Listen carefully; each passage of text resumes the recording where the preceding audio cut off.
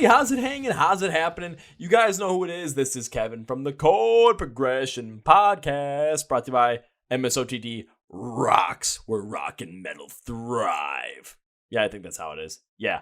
So today is Thursday, September 24th, and guys, we have a great band on for you today. And again, I found this band because they're part of that SiriusXM Octane fan group, and my God, yeah, this was fun. They gave me a quick sneak peek at one of their new songs coming out, and we go deep into it and what you can expect, because this one kind of threw me for a loop, guys, but it's a good loop, trust me on that. So please welcome the rockers out of Hollywood, California, from the band Amir Hollow. Also, the producer Gus, aka Nick Cage, makes an appearance that is wild. So are you guys ready? Let's jump into it. Let's go. Yeah.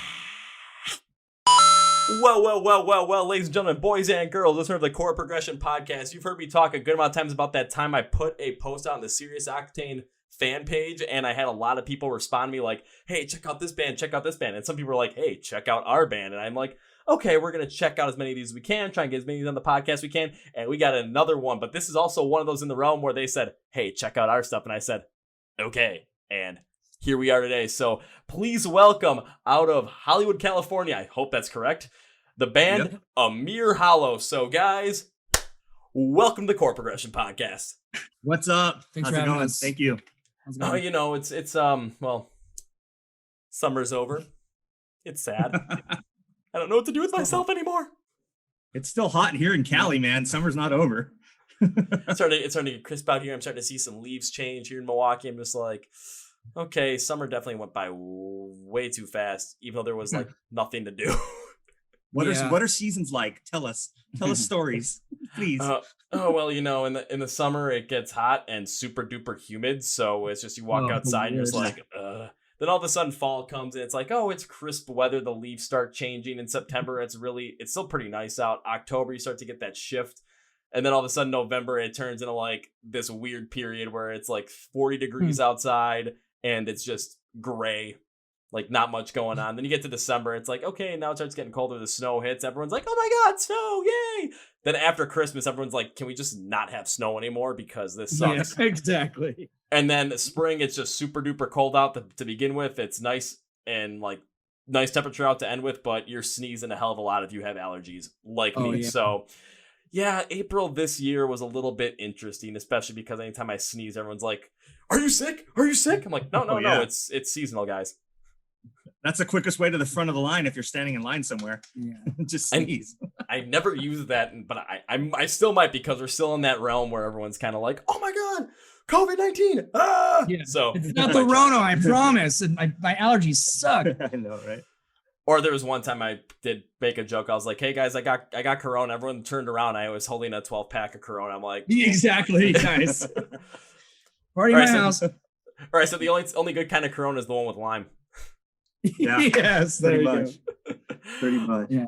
Alrighty, so I want you guys to do something for me that I ask everybody to do at some point because I love to hear the responses. So we're going to go with, I need you guys to introduce yourselves. So tell me your name, what you do in the band, and then we're going to go all like middle school, high school, like intro, like freshman week of college, where a little fun fact about yourself. But I want you guys to come up with like the wackiest thing you possibly can, because I've heard things from people giving me their full-on Tinder bios to telling me about their famous Twitter cats that end up getting sponsored by Chewy, to people wearing dresses to award shows. So I've heard a lot of random stuff, and I always like to hear more. So I'm gonna let you guys take it away. So have it. I'm Chris Heil. I'm the drummer in the group, slash manager, slash team mom, slash van driver, slash t-shirt maker, slash whatever. Skin flute player. I am Dutch Indonesian.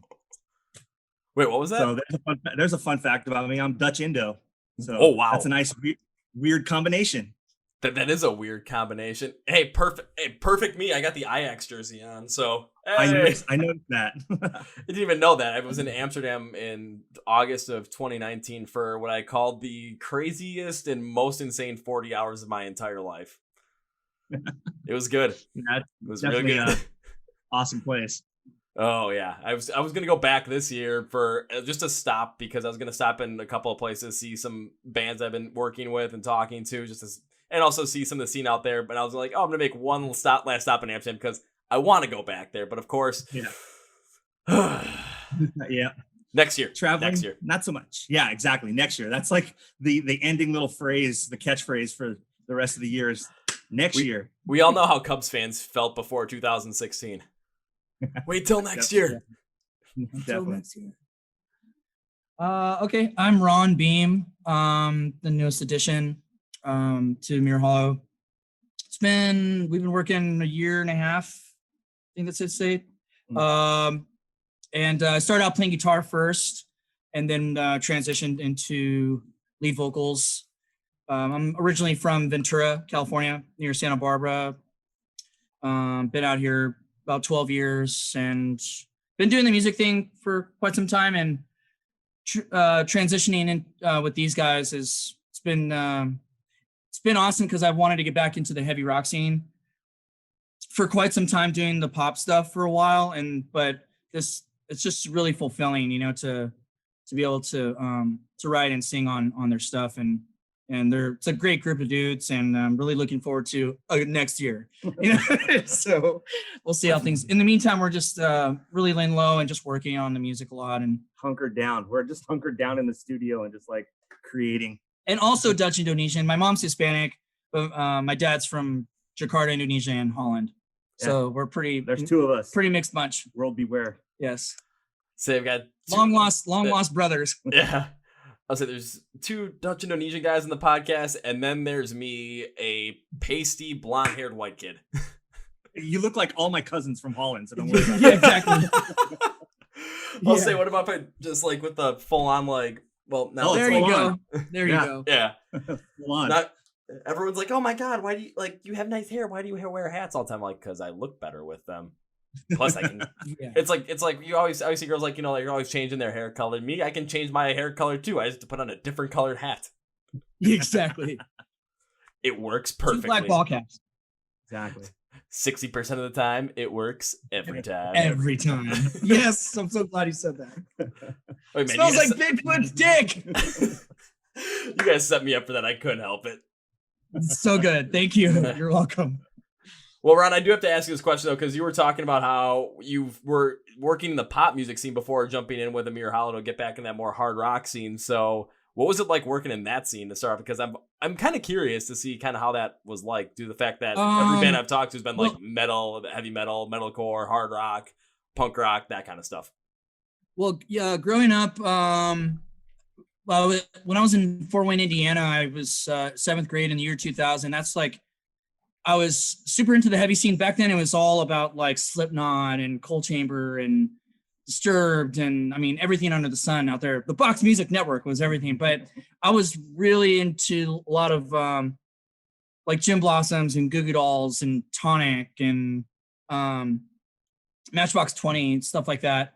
So and then got really into pop punk, and the Warped Tour scene was everything to me out here on the West Coast. But at the same time, I was like super into Papa Roach and Story of the Year, and even like the post-hardcore scene, like Under Oath, and everything under the sun, like even like Norma Jean and Killswitch and all those fantastic bands. So there's a part of me that at one point, a year and a half, 2 years ago, I just really wanted to get back into it. I saw my social scene gravitate towards that again. It's just it's a little different out here. Like they're very, very cliquey groups, like if for lack of a better description. And so I just kind of fluctuated over the years depending on certain shows and like local acoustic shows, because that's a big thing out here as well. The indie rock, like the indie acoustic scene. But this transition has been a lot more fulfilling. It's kind of not like different phases, but just where the music, the writing's going, So I just finished a pop rock EP that's similar to like Jimmy Eat World, like hints of Weezer, American Rejects, which I just finished with our buddy Gus. So now that that's done, it feels really good to just put all the focus into the new Mirror Hollow material. And we're about five strong songs in now. and with like a whole other batch on the way. So, ooh, that's good stuff. That is good stuff. But I mean, you kind of tell this, especially when you're talking about when you were talking about, especially like the Warped Tour scene, when you said you're really big into that kind of crowd when you got around California, especially when it was around as well. So that when it came to kind of gravitating away from that more pop scene and pop rock scene, going to something more hard like rock and maybe like a little bit more metal inspiration in there as well, it's because when you were getting really into this stuff, that's what you were listening to. You, like I said, like into Papa Roach, Story of the Year, and then stuff like Under Oath, and I mean, just kind of everything under the sun, you said, with those different genres like post-hardcore, pop punk. So it does make sense. You kind of gravitate a little bit back towards this realm. yeah. Mm-hmm. It's always home. Exactly. Yeah. Like you swirl around it. You know, I'm a Northern California thrash metal guy, so it's like, you know, you're kind of dipping your toes into each of the different genres, but no matter what, it's, you know, it's always home. Mm-hmm. There's always room for heavy and harmony, you know. Oh, totally. Because like even for myself, it's just I mean, when it comes to like the Chicago music scene, just because that's Milwaukee really doesn't have anything like a lot of like hard rock or heavy metal stuff. But you go 90 miles south to Chicago, and it's just a bunch of my favorite bands come from there. Like Chevelle's from there. Disturbed started there. My favorite band Rise Against is based out of there. So it's like, okay, they're definitely got a little bit more of a harder scene going on. And I always was like, grew up with more like that 80s rock style because of course my dad, but then I really fell into like more of that punk rock style. And then of course, like I started diving around other areas, but it's like, okay, go to hard rock. And then like I really got into that and then stuck with that. And all of a sudden it was like, okay, now I'm getting into metalcore because it's metal, but you got that fast paced punk feel to it. So I'm like, okay, now I'm definitely going that route a little bit more. But it's just like, always come back to the base a little bit. It's like, okay, not sure what I want to listen to today. All right, we're just going to put on the Suffer and the Witness album. We're just going to just relax for 40 minutes and then go to sleep. And everyone's like, how the heck do you go to sleep while listening to music? I'm like, because it's calming, yo. Yeah, Absolutely. exactly. Yeah. Absolutely. I fell asleep listening to Soilwork the other night. My wife was like, dude, you're nuts. I think it was Friday or Saturday night. I was like, okay, I'm kind of tired. Let's fall asleep. And I'm like, okay, let's just put on something that'll probably soothe me to sleep. I'm not sure if I listen to this today, but I just got to put it on. Put on Popular Monster by Falling in Reverse. And all of a sudden, like, right as the breakdown hits, I'm just like banging my head in bed. All of a sudden, it's like, song ends. I'm like, okay, that was nice. Time to sleep. Yeah. And I was out like a baby. Calming. It's calming. It really is. I mean, there's no more. I'm never more at peace than I am like leaving like a live show. It's a weird feeling. Yeah, Absolutely. I'm usually sweaty and tired. And It doesn't matter what side of the stage I'm on. I was talking guys about my mosh pit. It's like me loving jumping in those. So it's like usually at the end of shows, I'm pretty much sweaty and tired as well. But like walking out, especially like if it's like September, October for a show, walking out is just, you get like walking like 50 to 45 degree weather. It just, oh my God, that feeling is just steaming. Yeah. As a drummer, I'm usually sweaty and gross. And that's the time when you open those side doors and you just, it's like steaming coming off your shoulders. It's like the best. You just have to, and what you're gonna have to do next time is like when you open those side doors and all the steam comes in, you're just gonna have to sit there and have like a backing track, just go, yeah. Then get some dubs just to go. Giving me great ideas, Kevin. I know, that's pretty much what I'm doing. I mean, not only that, but then that could be just like the whole entire entrance to the show too, and exit. Yeah. Absolutely. A lot of steam. Honestly, you need a fog machine, and you need to get one of those like hoverboards, and just like so it covers it. You just kind of glide in and just just play the Halo 3 theme. You'll be fine. Yes, exactly. That or Ace Ventura was like, all righty then. I mean, that would. I just think the Halo 3 theme would be perfect, just because it's just, especially with, I mean, anybody that's over the age of over the age of 18, they're gonna know exactly what it is. You're gonna have like these. You're gonna have these flashback memories to just like playing that game, and also the chat room or just the online chat yes. You learn some stuff there. Jesus Christ. Those are good times. Yeah. So I remember playing that when I was like 13, and it's just one time my friend would just play because he kicked ass at it, and all of a sudden he's like, okay, here, put on the headset, just start talking. And it was me 13. Okay.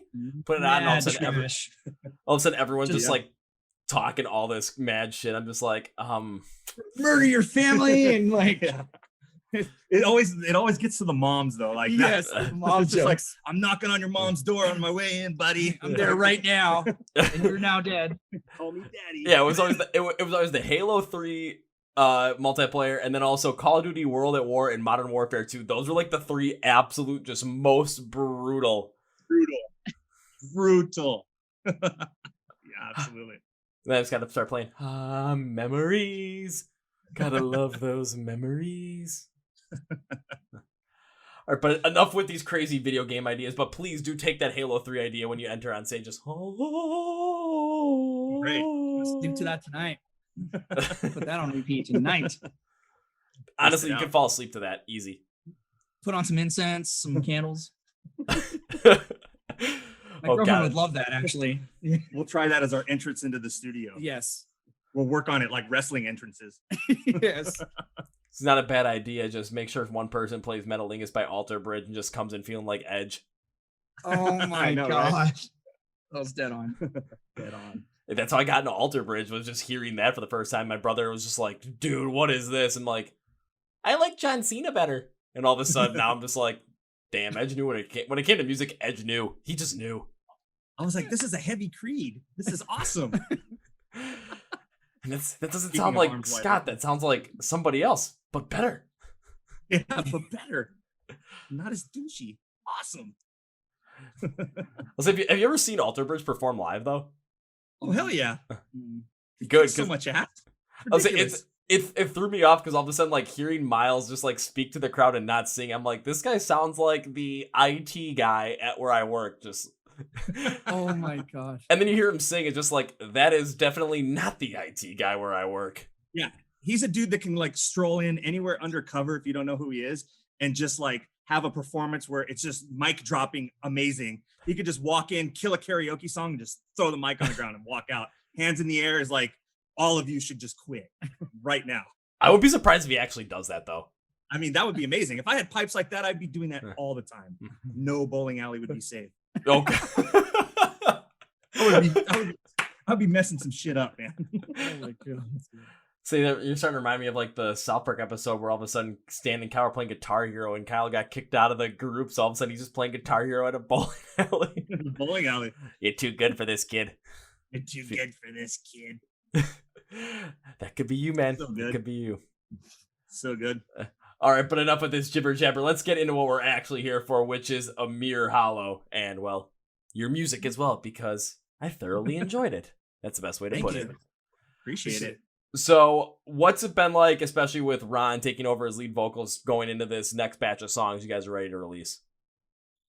It's been a great transition, actually. I mean, he was in the last record cycle, like towards the end of like the shows that we had for the record, and so he was singing backups and performing some stuff acoustically with us, and then it's just a natural transition just to be able to write more for his style. That's pretty much what we do is like try to choose rhythms, patterns, harmonies, or whatnot, or just stylistically, we like to try a bunch of different stuff, but specifically, kind of pinpointing where his like comfort zone is and like the sweet spot, So it's been really good, just jumping right into it, and it's been going really well. Knock on wood, as far as like the output, just pumping songs out. We've got a pretty good routine going where we're like, we have a pretty high standard of what we want and what we're trying to achieve. So it's like refreshing to, just write a bunch of stuff and not worry about like every little thing. Like we kind of have like a motto in the band as far as like the writing crew of just finish the idea, finish the demo. Mm-hmm. Even if we have two different demos or two different like harmony ideas for the same song, just finish them and we'll A/B them, and whichever one is better for the song or better for the band, we'll run with it. So it's just like, if you want to try to replace something that you hear on another demo, go for it. It's just, bring the idea to the table and we'll see what happens. But, you never really know what you have until you finish the idea and you go back to it. 100%. So we just want to make sure that like we keep the momentum because it's been so good, Totally understandable. And the fact that Ron's been also singing like backup vocals for some point as well, kind of get a feel for how his voice would fit into the band before just kind of throw him into the forefront at the same time as well. Right. Yeah, it was a real natural transition, for sure. I mean, because he's a great front man, with his like solo stuff. So it was just a natural move, really, to just switch it over. Very understandable. And I mean, there's a lot of bands that I've seen that, well, recently, especially just, again, of course, with 2020 happening and all the COVID shit, it's just there's some bands, especially on the more regional and also local scene as well, wherever they are. It's like, okay, things are happening where a lot of different changes are happening due to the fact that of what's going on. I mean, I've had a band on where, because of the whole entire COVID situation, their label did not even like help them out at all. They released a record. The label didn't even know that they released a record. And it's like, Wow. and it's like they ended up trying to get the band to change their whole sound and like just completely abandon what they had ever done. It's like, no, hell no. I'll say, needless to say, that was an interesting story to hear, and they're no longer with that label. So, yeah, I mean, when you partner with somebody like that, you really have to know what you're getting into.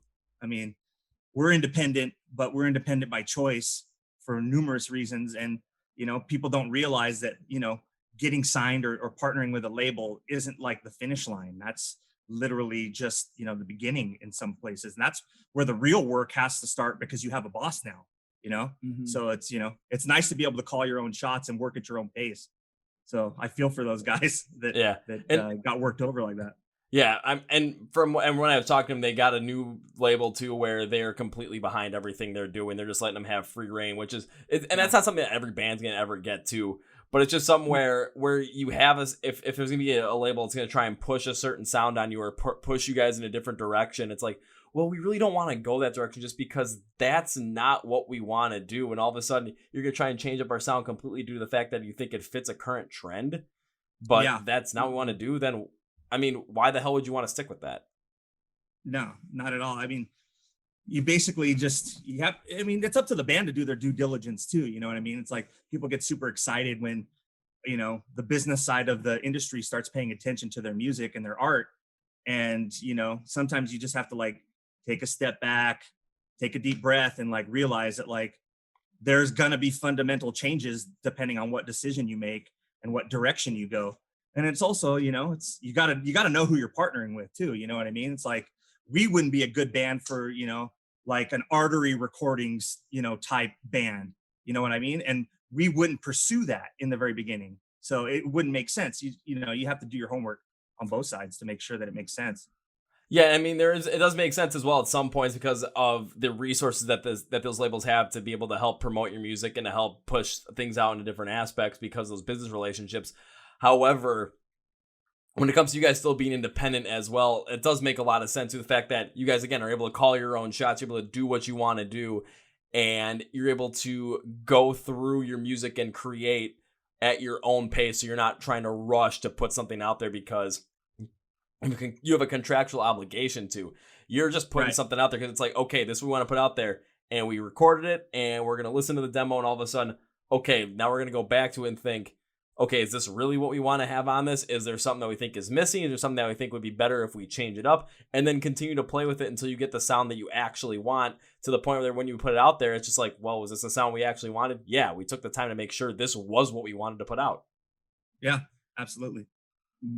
So it makes total sense. And I know you guys said that you guys had, like, out of the music you're working on right now, you got 5 songs that you pretty much have set in stone, ready to go, and then a good amount of others that you're working with up to this point.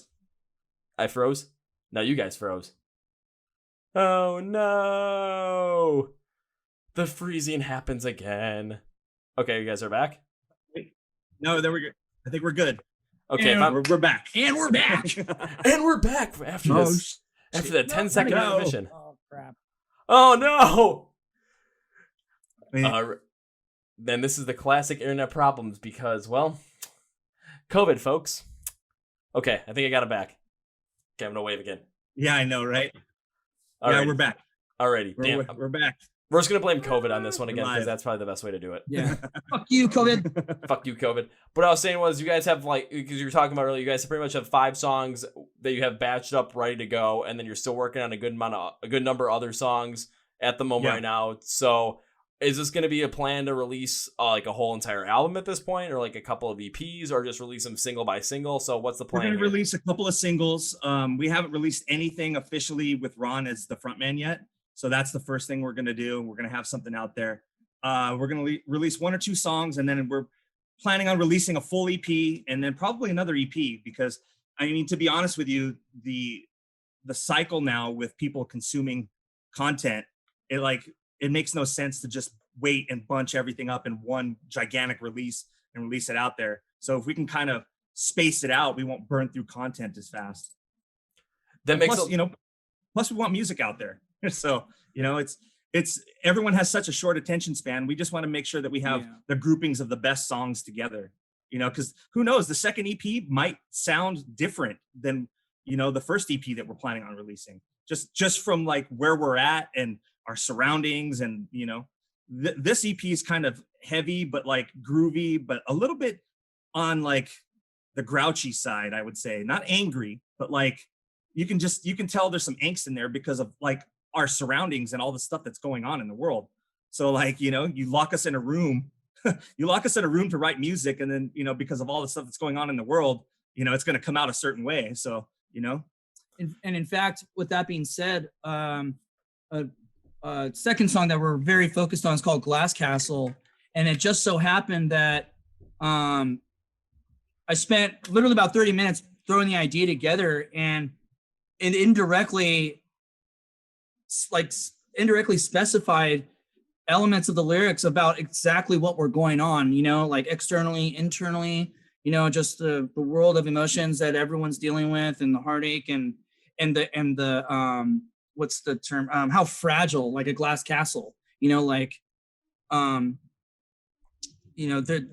way the world is cycling and everything that's been happening for so long now. It's like our resources and just the health of the earth is literally like a glass castle when you put it in that as an illustration. And there's so much passion in that song as well. So we're really, really stoked on how that turned out. And it's that just going along with what Chris was all saying. Those variables, man, just contribute to like the output of the song. So, going back to, the two releases, they could have two different vibes.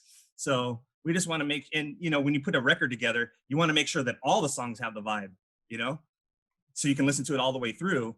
But, it's a little easier when you chop it up in half, so you don't have to keep shuffling the deck to make sure the songs fit when you have a lesser number of songs. Yeah, but in the end, too, especially with the way music is going, it makes a lot of sense that you guys would be releasing a couple singles, then a couple of EPs, and not do just a full album release, just because everyone's consuming music, especially streaming-wise, or, I still download a lot of this stuff because I still use an old-ass iPod, due to the fact that I don't want to just ruin my phone battery and have to charge it 3 times a day. That's annoying as all hell. Especially and then also it's like, because I'm always in the gym with it too, it's like I don't want to have my phone and in the gym, because all of a sudden I get a notification from someone texting me, or a message here, or a comment here, and I'm like, I'm gonna want to respond to it, but no, that's my me time, so screw that. I'm still gonna download everything so I don't have to worry about it. But it makes a lot of sense too, just because the way the world is working right now, it's you put out a whole album, say you put out a whole album, like 12, 13 songs, and you put it out there, the likelihood that all of a sudden, okay, people are gonna know about it for like 2 to 3 weeks, but then after that, all of a sudden there's gonna be more new stuff coming out that it's just gonna get lost in the shuffle. It's not like it's not like it was 20, 30 years ago, where all of a sudden you put out a full album and all of a sudden everyone else is trying to put out full albums, so your album still stays in that cycle for a lot longer. So if you're gonna be putting out stuff like a single here, a single there, a couple EPs, that's gonna make a lot more sense, because you're gonna have a lot more content to work with, and then you're also gonna be able to respond to your situation, your scenario, especially with what's going on in the world right now, and picking up on those different feelings, picking up on those different emotions, picking up on those different vibes, and putting them into your music as well. And then we're not gonna have to be like, oh, when's their next album coming out? Like I'm doing right now with Rise Against, because I'm like, I know they're saying they're gonna come out with it once COVID's over and once they're able to start touring, but I'm like, but I want it now. And then also with a day to remember too, where I'm like, okay, this is gonna be like a year since you guys are supposed to put it out. What the hell is going on? We're not a huge band, man, that has the 2-year touring and album cycle, so it just that scenario just makes sense for us. Every band's got like a different situation. Just for us, that plan works for us for now. Maybe one day we will get there. We'll see. Yeah, and that also works well with you guys being an independent band as well, because then again, you don't have like a someone at a label or like a boss trying to be like, okay, you guys have to put it out this time. It's like, well, we don't want to do that. We don't want to do like a whole 2-year cycle thing, because it just doesn't fit for what we're trying to do and how we're trying to grow. no, but that's not the way it's always been done. No, the fact that you're independent, you're able to do it and analyze the situation the way that you guys want to look at it. It's like, okay, this is going to work out for us if we're going to want to grow our influence to consistently be putting stuff out there and not being lost in the shuffle, but not only that, but also putting good things out there at the same time as well. Then, I mean, go for it. That's what seems like, especially not only that seems like the way things are going, but that seems like how everything's going to end up. And why is my phone ringing? It said political call. Okay, now I'm mad. Nice. God dang it, whoever called, I don't even know. And yeah, that was my ringtone. Nice. Had to go all video game on that one. But yeah, so back to what I was talking about, where it makes total sense for that because of the way the world is working. And you guys understand that as well. So you're maximizing the situation at hand and not trying to be like, oh, I wish it was this way, so we're going to play with it in the way that we wish it was. No, you're going to take a look and see what's going on now and how can we use it to our advantage. Yeah, what works best for us, man. You know, we talk about it a lot, and it's like the whole music thing is a shot in the dark anyway. We'd be doing this if we were writing songs just for ourselves, or if we were writing songs for even more people that, you know, than we can touch now. And the only thing that we can control is our effort, and like at the end of the day, like if we're proud of the music or not. And the rest of it, you know, you just got to just do it and just let the cards, you know, like lay out as they may. We'll see what happens. Mm-hmm. Yeah, because, I mean, by this time next year, everything could be completely different. I mean, who knew that at this time last year, all of a sudden it's like, oh, you know, going into September 2020, this is going to be great. Yeah, about that. What month do you want me to talk about exactly? What happened? Like we mentioned, you know, off air a second ago, it's like we were expecting to have the greatest freaking summer of our like lifetime, and then it ended up being the worst, and it changed in like 15 days. You know, I was looking at my Rammstein tickets like salivating, and then all of a sudden it was like, no. Yeah, so, I was looking at that too. I'm just like, man, I'm gonna get to go see this show. This is gonna be awesome.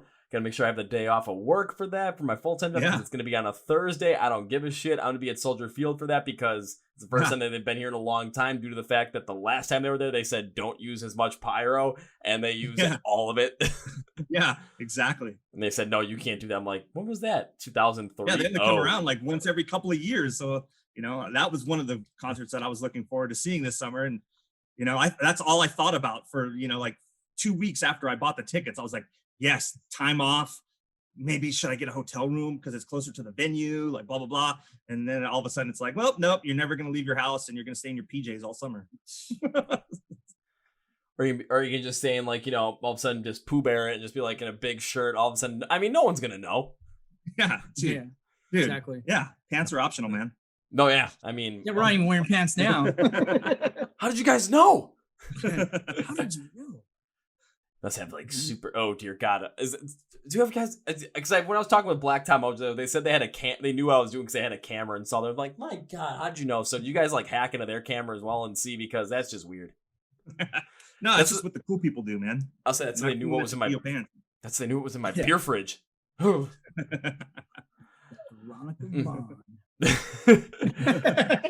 God. Hey, he started it. Oh God. So, I know you're getting worked up. I know, but I'm just thinking like, okay, how do I respond to that now? Because I want to go, oh, Veronica, I'm hot. So hot. What, lady, you're scaring us. Oh. If peeing your pants is cool, consider me Miles Davis. Exactly. I mean, this is what we do all day anyway, man. So this interview is awesome because it's like when we're not writing or the downtime in between, because we haven't been in rehearsal mode that much because we're just in like writing mode. So it's half the time it's like being all serious and like trying to like get stuff done, and then the other time it's just trying to make each other like lose concentration by throwing movie quotes out there back and forth. Oh, don't worry. Just the grossest shit ever. Yeah. And I'm like, now we have to take a break because now I can't get back to, you know, concentration here. Or if our neighbors, we're just lucky you get to do the interview from the rehearsal spot right now, because usually there's like 2 drummers next door like battle with the bands inside of their room with the drum sets like mic'd and they're like full volume. So Yeah. Oh dear God, I've been interesting all of a sudden just hearing this, all of a sudden just everything going on in the background. But then again, I kind of would have sat there and been like, it's like when nice. you open that door to the drum room at Guitar Center and you just hear 17 different songs going on at the same time. That's literally what it's like. So It's like the Venice Beach drum circle. Everyone's just offbeat as fuck.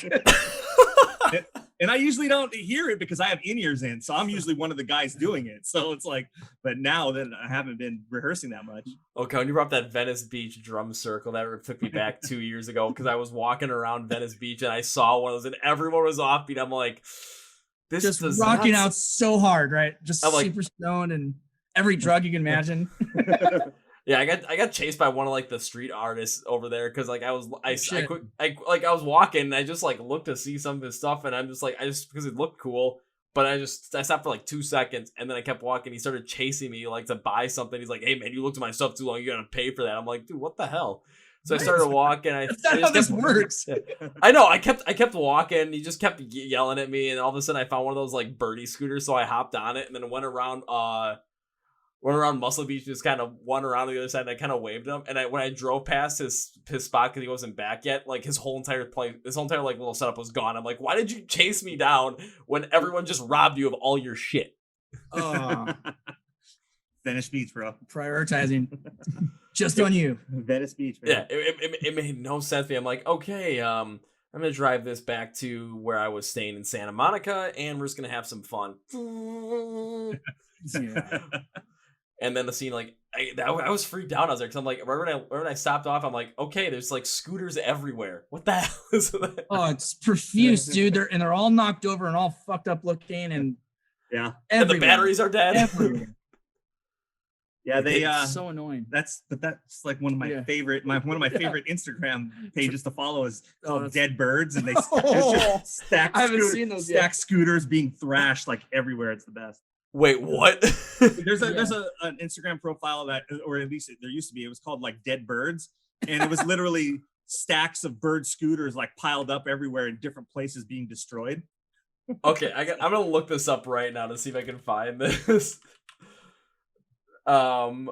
Let's see. I'm not necessarily. I probably have to look it up in a different way because I just looked up dead birds. But I'm just seeing a bunch of like different posts, so I'm not necessarily sure where this is going to come from. If they were smart, the company shut that down really quick. Yeah, they would have to because that's just not promoting vandalism on their product. Yeah, but that's hilarious though. I'll just look it up on Google and just see if I can find a bunch of images of them later, just because that just seems like something that's definitely right down my alley, just to look and be like, Our producer Gus is pulling up too, so we'll have a third party join. Ooh boy, really quick. Awesome. And then we can. I'll probably trade seats with him and then jump on my phone. Okay. All three of us on one little couch, I don't think will work. Yeah, we're on a love seat. And he'll just sit right on our laps. Actually, I'll have to get up. Some smallest. I'll say, Chris, if you're gonna jump in on your phone, if you could just go into a different room, because then the audio just won't bounce back across each other, and then it makes it that makes it a lot harder for me to to the like, other side of the room or something. I would say just go to like if you could just find a way so it's like make sure you're not necessarily hearing them talk, like personally you just hear them through your phone as well, just because I've dealt with that before and it just takes it's a pain in the ass to try and deal with. Let me jump out really quick and I'll get set up then. Alrighty, and then once Gus comes in, then we'll really dive deep into the music as well, so we can hear his take on it. But also, can't wait to hear his fun fact. It'll be interesting. Sweet. But that makes a lot of, like, when you're talking about just like the writing process as well, and just like, okay, we're working hard on this, but all of a sudden it's half the time being super serious and half the time just throwing stuff out there, just like trying to get people to laugh and get people to mess up and break their concentration. I think what, like, if I may, I think what really the transition, how it skyrocketed so beautifully, of all of us working together just right off the bat, was because we were all at the time, the EPs that with Cody Hahn previously, you can hear a lot of Jacoby, Papa Roach, a lot of influences. And when I was kind of browsing a lot of the heavier stuff that they were influenced by, or as far for the writing process, was the Fear record from Papa Roach. And I'm obsessed with that. Yes. I'm obsessed with it. it's so back to back. It I think takes the cake of all their material. So I was listening to all the stuff that they were into. So like, and production wise, so like Hands Like Houses, Wage War, Thousand Below, and right now I'm really into Dayseeker. So obviously, and then of course like Issues and a lot of like Slaves, and I mean I'm really big into Amberlynn and Acceptance. So a lot of like powerhouse singers, like really, of course Maddie, Memphis Mayfire. So very strong vocalists with so much like passion and soul. So that's a lot of stuff we've been listening to, and I've been just portraying my influence of that into our material. It's I get so down on myself because I would be so into the vocal content from some frontmen, and I stay away from plagiarism at all costs. But you'd be surprised how unique your inspiration is when you project yourself vocally to the proper lyrics and like the best melodies that you can put together for that song. So everything that we've been working on, there hasn't been like one bad session, and so and that kudos to Gus, because I mean he's brilliant. He's just a brilliant songwriter and an engineer, and so that's something that I wanted to be vocal about, is because there is a lot of passion in our writing, and it's not. Sometimes there are days where you kind of just throw shit against the wall and see what sticks, but we always really try to come in together with like a strong concept about the deeper things in life that sometimes it's easier sung, than spoken about, or sometimes you just really can't put things into words unless it's in song form, I've spoken about that a bunch in terms of when it comes to listening to songs as well. They give us, especially when you're talking about something that is really personal to you and you're going through, like talking about like, maybe went through depression, maybe you had suicidal tendencies, maybe you just went through a bad breakup, or just maybe you had a bad home life, whatever it might be, especially a lot of stuff that has like that base in something that's, not very nice, I should say. I'm just trying to think of a good way to put it. But it's like when you're talking truthfully about that, what ends up happening is you create this sound in a song, you create a feeling, emotion in a song to where people are trying to describe. It's like, okay, when you were going through something like this, what was it like? And I'm not talking about yourself, I'm talking about just some random person up the street. Hell, it could be me. It's like, okay, when you're going through something like this, what did it feel like? And you're trying to describe it, but you can't describe that feeling. All of a sudden, It's like, oh, I'm going to show you guys this song. Listen to it, because you're going to feel that through this. You're going to feel that through their lyrics. You're going to feel that through how the instrumentation is put together. And you're just going to feel that full force, just how, maybe like a song like Above My Head by Polaris, how that perfectly describes for me when I went through depression, like how it felt like just to try and beat that and how hard it was because you just couldn't get past it. It was like, it was always coming back to get you. Mm-hmm. Yeah. No, and that's crazy. It's like, especially since March, when everything really played that role, everything encompassing like, issues and family life and, like emotions, relationships. I feel like a lot of that part of the writing process has really played a role in the past few months, like all written material, like finally encompassing. And some of the best material, like there are a lot of friends that are pumping out so much awesome shit right now. And it's like a time to reflect almost, Gus actually just got here. Speaking of reflection. Speaking of reflections, it's Gus. How's it going, man? Hey, what's up, man? Caster Troy, how's it going? Caster Troy. Shut your fucking mouth. Yeah. What's up, man? How are you?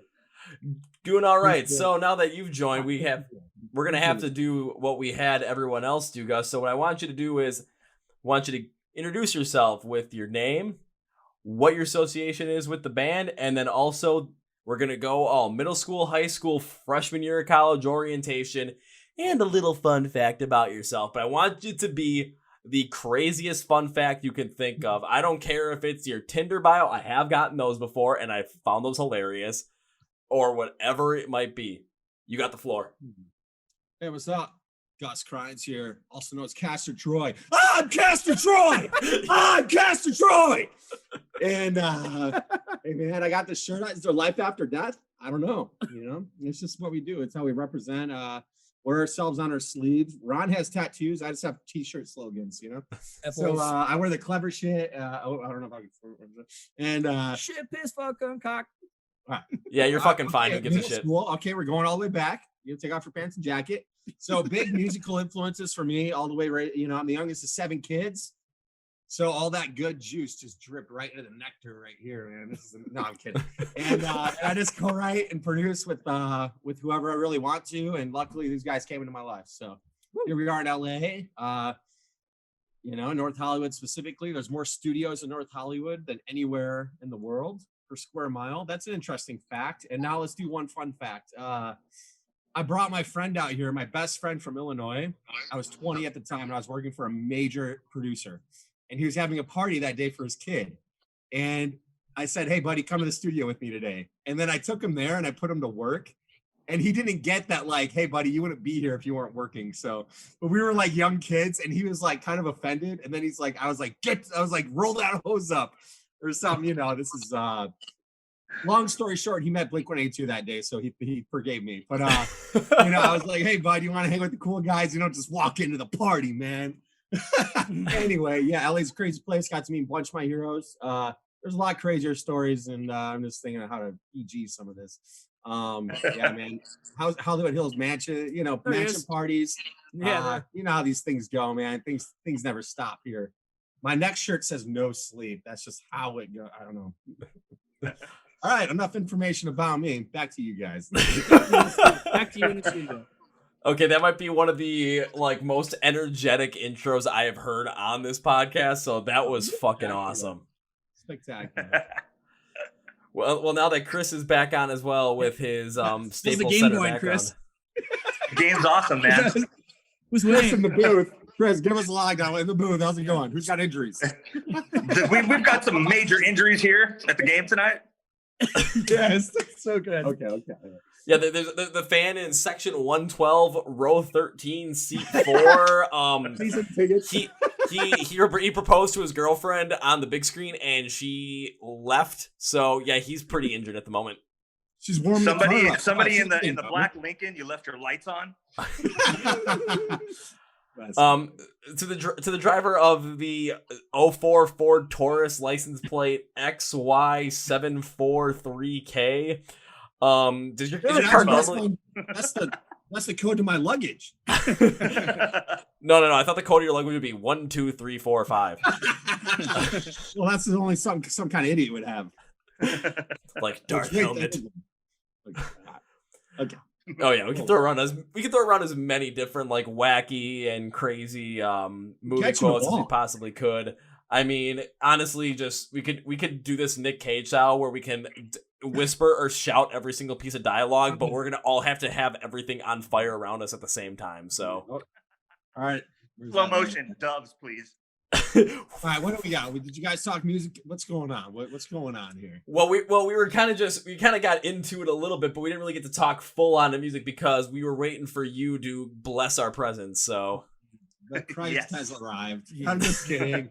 Stuck in LA traffic and just waiting for my beard to grow. You know, just had to wait for it to get right. Just the interview. you had to wait for it to get right and shape it perfectly. I mean, looking at your beard, looking at Chris's beard, I'm like, this scruff is just not doing it anymore, man. That's cool. This takes an Asian months, man, so don't worry about it. This takes me like a month and a half just to get to this point. I'm like, but I had to shave 2 days ago because one of my friends from when I was growing up was getting married, so I couldn't look like all scraggly and whatnot. I had to look decent because Unless apparently you're as scraggly as this, then you gotta shave. I've never gotten to that point. Nothing. I've never gotten to that point though. So I mean, I'm pretty sure like if I got to that point, it would look like a 16-year-old Amish kid trying to grow a beard. That's what I would look like. Oh my god. I knew some Amish people actually. You want to hear the craziest story? I actually stayed with an Amish family once in the middle of Illinois, Springfield. Believe it or not, there's an Amish community in Springfield, Illinois. No one would have guessed that. Just kidding. Yeah, and I legit, he's like, let's go to the neighbors. And I was like, okay. And we walked. No. Right Oh no. Right in the middle of the story and cut out. No. Mid story. Wait, Did you there we guys go. catch We're some of back. that or no? We're back. I caught there was a Amish family. There's an Amish family you're saying with in the middle of Springfield. Can you believe there's an Amish family in Springfield, Illinois? Which no, I That's can't, about it. because the only time I've ever seen Amish families were in Pennsylvania and in Maryland. Okay. So Okay, well, here's the best. Here's the crazy part. My mom goes, we had to stay there for a day. It was one of her family friends, and she's like, tomorrow we're out. But she goes, don't play them any of your music that you listen to. First thing I do is I bring in Woodstock 99, the CD, and I go, listen to this. And it's Corn. Like, I just like corrupted this Amish family, like, first things first. see But I'm not even kidding. I was like, listen to this. My mom's like, please don't. See what I was expecting you to what I was actually expecting you to say, Gus, was that you showed up there for the one night and all of a sudden you found out that they're doing Rumspringer and Fall Out Boy was in there like in Sex Drive. Sex Drive. Hey, they made Yep. really nice cookies the next day. Actually, I'm telling you, his sister and they all had the gowns on. He had to wear like his thing. Like they really respect the culture of their own culture. And they appropriate their own culture pretty hard. And they baked us nice, amazing cookies the next day. And I was like, I love the Amish. So, okay, now I'm gonna have to venture down to Springfield, Illinois to find this Amish family to get myself some home baked cookies. Yeah, it's worth it, man. I'm trying to think that should be like what? About a 4-hour drive for me, I think so. Yeah. Oh, sounds about nice. right. Where you at? I'm from Milwaukee. Illinois. Oh, Milwaukee. I think as the Caribou Indians used to say. Yeah, the rave, baby. You ever go to the rave? You ever been there? Oh God. Actually, if I so Eagle Ballroom. What Yeah. up?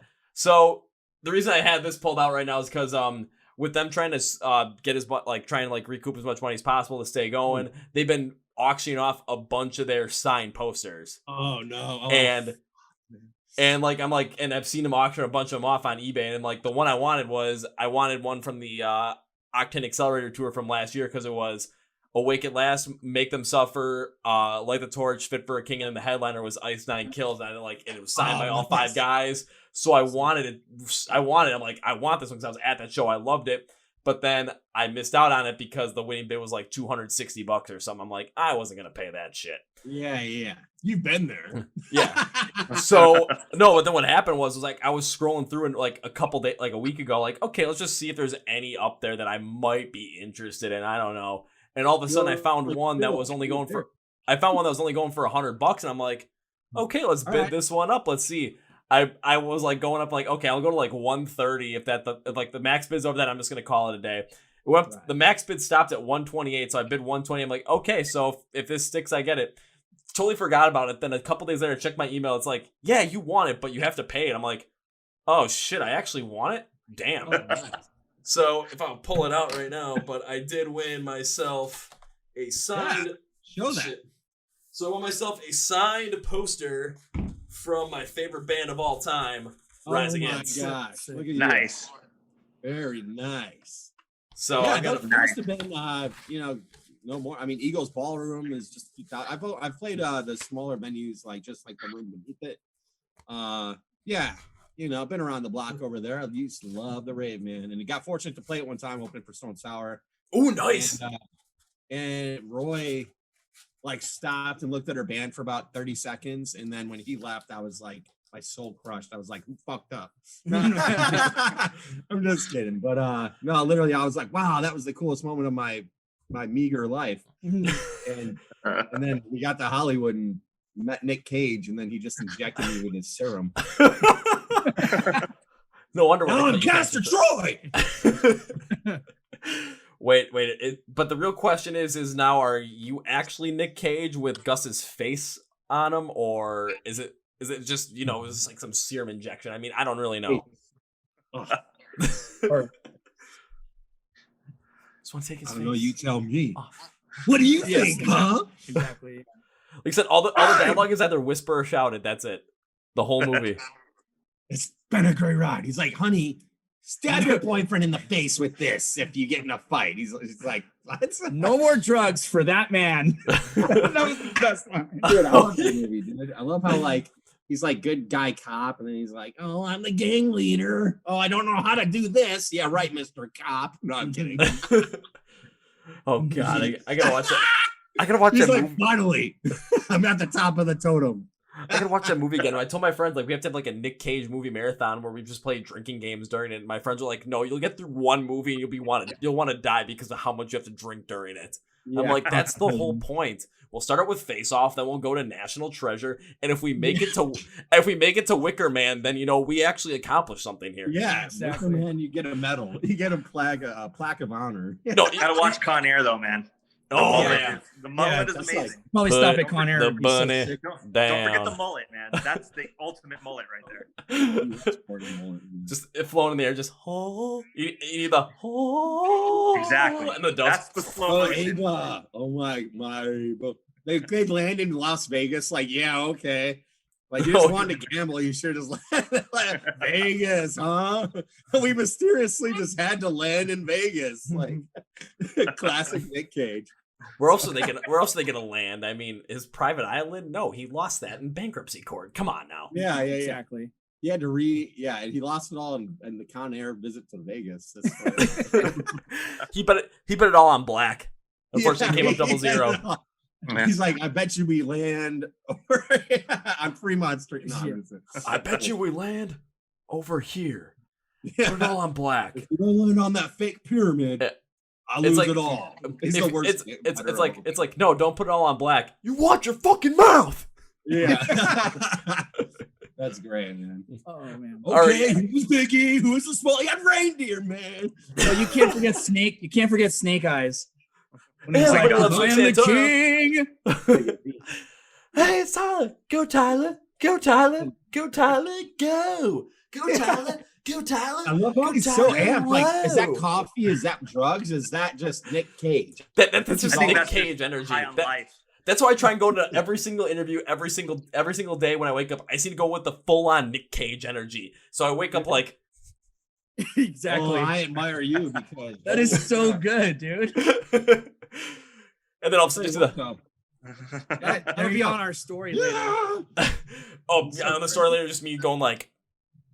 I mean, it's Dude, I possible. think those hot lights like affected him different than everyone else. Those studio lights like just pounded. I'm just being honest. Like, there's something up with it. It might have. All right, I think we got to take a break from Nick Cage here a little bit because Yes, again, I please want to do. talk about the music with you guys, especially because Chris, yesterday you sent me the demo for Only Hell, one of the songs you guys have been recording. So let's talk about that, shall we? Now I got to do like more Ace Ventura. Let's talk about that, shall we? Oh, there you go. Yeah, let's do it. Get the shake in there. Just, oh yeah. Oh yeah, holy hell. There's only Alrighty, one. so Only Hell. So first things first is what was the inspiration behind this song? Because I got to listen to it and I was trying to figure out, I went deep with it and I was trying to figure out what the hell the meaning was because trying to listen to the vocals, listen to the lyrics, I'm like, usually good with this stuff, but this one's thrown me for a little bit of a loop here. So Yeah, Ron, why don't you take us through down Ron Avenue? Let me pull up the doc here and just. I mean, if we want to go down Ron Avenue, I mean, I'd rather go down because there's a place called Ocean Avenue where I used to sit I and mean, talk with you. Oh god. Lyrically, That's Ron's favorite it's about like missed moments and like the anxiety of that moment when you see someone that you haven't seen for a long time and you have that inner monologue with yourself. That's kind of where that was like our jump off point lyrically for that song. Okay, Yeah, because I kind of had a little bit of an idea, like when I was trying to listen, I was trying to figure out where it was. 'Cause I thought initially the song was all about like how your past can have this effect on you mentally to the point where you might be feeling like you're lost or struggling to move on from what was in your past in order to gain happiness in your life. So it's not focusing on what had happened; it's focusing on what's happening now and what's going to happen in the future. Yeah, Chris- it's kind of like remembering stuff, but also like trying not to be stuck, but just kind of working through the process of realization of like move on, you know? Okay, Yeah, and it's not about girls. I don't think this one was as much about a chick as much as it was about self-reflection. 100%. Actually, Yeah. I think it'd be the main difference between this and every other song we've written. No, I'm kidding. Got here, baby. Listen, Yeah, I mean, what's the last lyric there? My reflections here to stay. So like, you're not killing yourself. You might have shed some skin, but you're better than you realize your faults and you kind of accept some of that, but also leave some of it behind. Something like that. Yeah, and I mean, you're not going like Howard Jones, where every single song he wrote ever was about a girl. So Yeah. I think I saw an interview where Jesse Leach was talking about. It's like, yeah, every single song Howard ever wrote was about a girl. So Oh, Lord. just kind of laughing about that. Howie, where are you? Where you at, bro?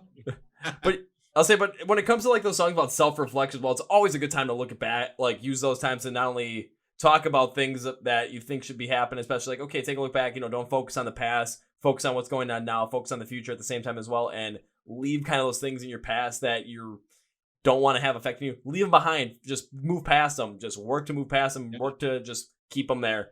But also kind of to help you take a look back at yourself and be like, okay, what about the song? What's it saying that, I should be following suit with? What should I also do to maybe make sure that my past, that I want to leave my past, stays there? And then I focus on what's happening now, because what's happening now is more important than what happened 10 years ago. Yeah, it's like a running inner monologue, basically. Just trying to like work through it as it's happening. But you always go back.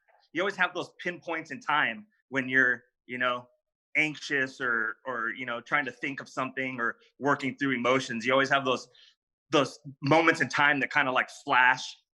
So it's kind of like going back, but at the same time, it's like the realization of like, you're the one putting yourself in that situation too. So yeah, it's not butterfly effect, but it's close. No, I mean, like, you can't change it, but you can change who you are now, Yeah. Exactly. And not only that, but it also can take some time to take a look back to see the things that had happened in your life up to a certain point, maybe things that were not going so well, but how those things end up making you the person that you are today at the same time as well. Because I've done that a lot, where all of a sudden I'm like, holy shit, 3 years ago, I was the most depressed person in the world. I hated myself because of everything I was going through. Life was going horribly.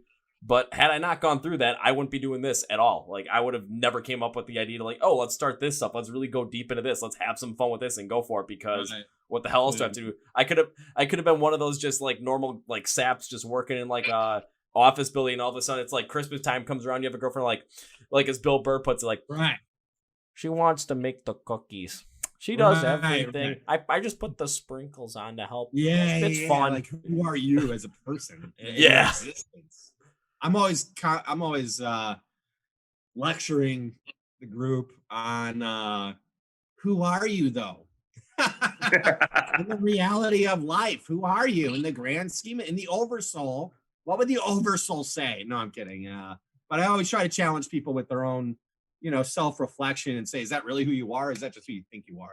Stuff like that. I feel like I'm writing. Yeah, I write and produce. I mainly just produce in the sense of I want to help them overcome challenges they didn't even know they had, and while avoiding creating any challenges. Yeah, definitely. That's a good way to put it. I mean, not only that, but when it comes to what you're talking about, just having like always being a guy around the guys, where it's like challenging to be like, okay, but is that who you really are? Is that who you want to be, kind of thing? I think you might have to go out and do like a whole entire speaking tour to the world about that, because it could be used. We're bucking. But also do it with that Nick Cage energy, because that would definitely get people to really be like, what the hell's this guy talking about? But it'll stick, one because day we're one-on-one, bro. One day I'm coming out there, Milwaukee. That's what they call it, Milwaukee. I'll be out there. I'll be out there. Hey, we'll fly out. We'll be like, if we're in the area, we'll get you on the list or whatever, and we'll go to Casino Royale. Yeah. Sounds good to me. Alrighty, so jumping back into Only Hell. So when it came to really focusing on how you guys constructed the song instrumentally, because there was a part of it where it really threw me for a loop. So I kind of want to get the idea of what was the idea behind really the construction, the pattern of the song before I go deep into it, because there was a part that I was like, wait, what? What? Is that like the bridge or something, or what are you the thing that really threw me for a loop, because you guys went into the intro, and in the intro I really did like this intro because it had this like real classic hard rock kind of feel. Guitars where it had this nice tune to them, where it wasn't like fully down tuned, but it wasn't super high. It was like that happy medium tune for like a guitar tone, and I liked how that worked. But I got to give it to Chris on this one, because the drums really stood out in this part here, because they kept that middle of the road pacing that the song really had. However, but it was like every single time you hit something on those, it was clearly heard. Instead of being like more subtle, it was clearly heard with it like middle of the road tune guitar work. And I like this because you're adding a certain vigor to the song right away and putting it out there for us to really enjoy. And for someone like myself who really likes, like, I mean, when I was a kid, I tried drumming when I was a kid from like 10 to 14, but then I was like, oh, I want to play soccer instead. Probably not best idea in hindsight, but whatever. But like whenever I hear like a drum pattern that just is a lot more vocal instead of being more in the background, man, I always kind of get into that. Okay, yeah. I mean, yeah, Chris, I mean, dynamics on the drums. We talk about the drum tones that we want, and we audition a lot. And I'll let you take the floor after that. Yeah. Yeah, I mean, like the big thing is, like, you know, a lot of the times when, like, this particular song, Gus and I wrote the instrumental together, and he's like really good about like asking the question of like, what does this serve in the song? Like and it's all about like dynamics for, you know, creating the song. Like, does the part serve a purpose, and, you know, does it add to the song?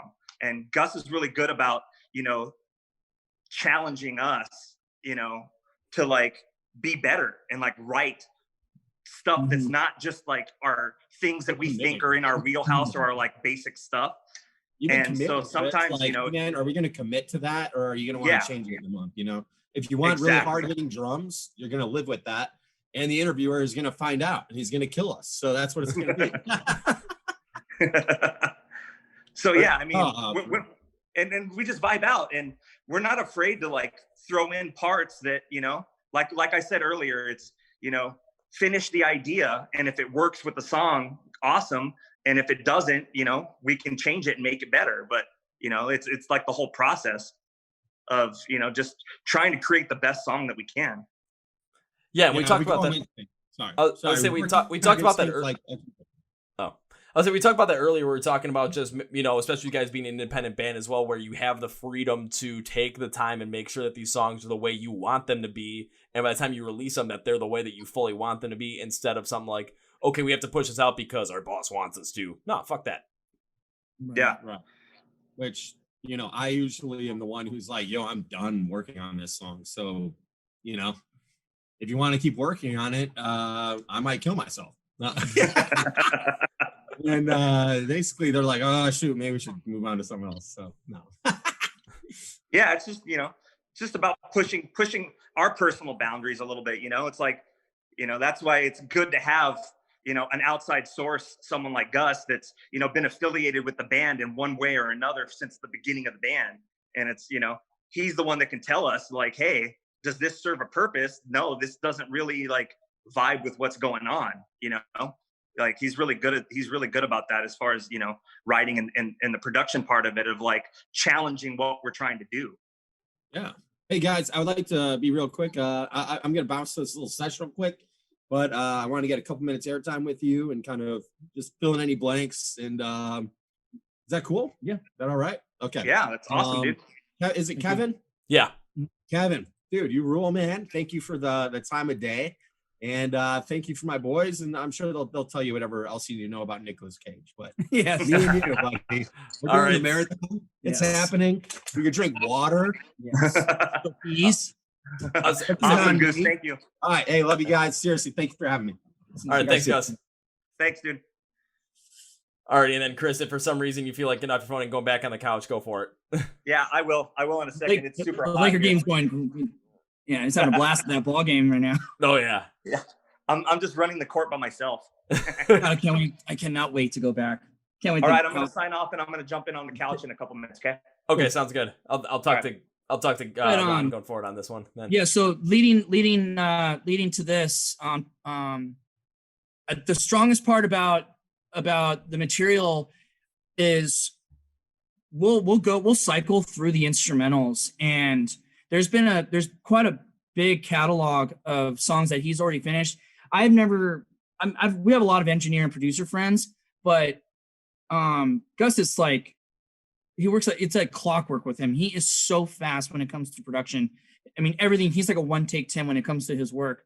So the amount of music that we've been shuffling through, and like, I'll immediately know when the instrumental is just when it's personally inviting to me. And so we'll throw around concepts and ideas and, you know, things that are going on in the world or things that are going on with us, we talk a lot. We communicate a lot together about what we're going through, what our friends are going through. There are things that pop up with like our family. So we like to incorporate a lot of these issues and topics into the lyrical process. And so sometimes when you hear the songs, as the songs enter, you can almost hear the story unfolding. And so it makes it so much easier to finish the lyrical process. So by the time we get into drop vocals, Gus is very stern with me right off the bat. It's like we set ourselves up for success to sing properly, sing the right stuff, like position ourselves properly in the room to get the best first takes. And it's a very motivating process, and that's, you can really hear it in the passion of the vocal takes, you know? Oh yeah, very understandable. And then I was gonna get to the point where I was, well, with Gus gone, but I was gonna see what his take on it was. But when I was listening to the song, the thing that really threw me for a loop on this one was, I'm gonna kind of just go through it, especially when I thought of it, because we got into the verse, especially because I talked about the intro. I really like the intro on this one because it set up this hard rock feel. We got into the first verse, we got something that was a lot that I thought was more simplistic, because the guitars, you chugged along with a rather like slower pace and had like a more down-tuned style to it.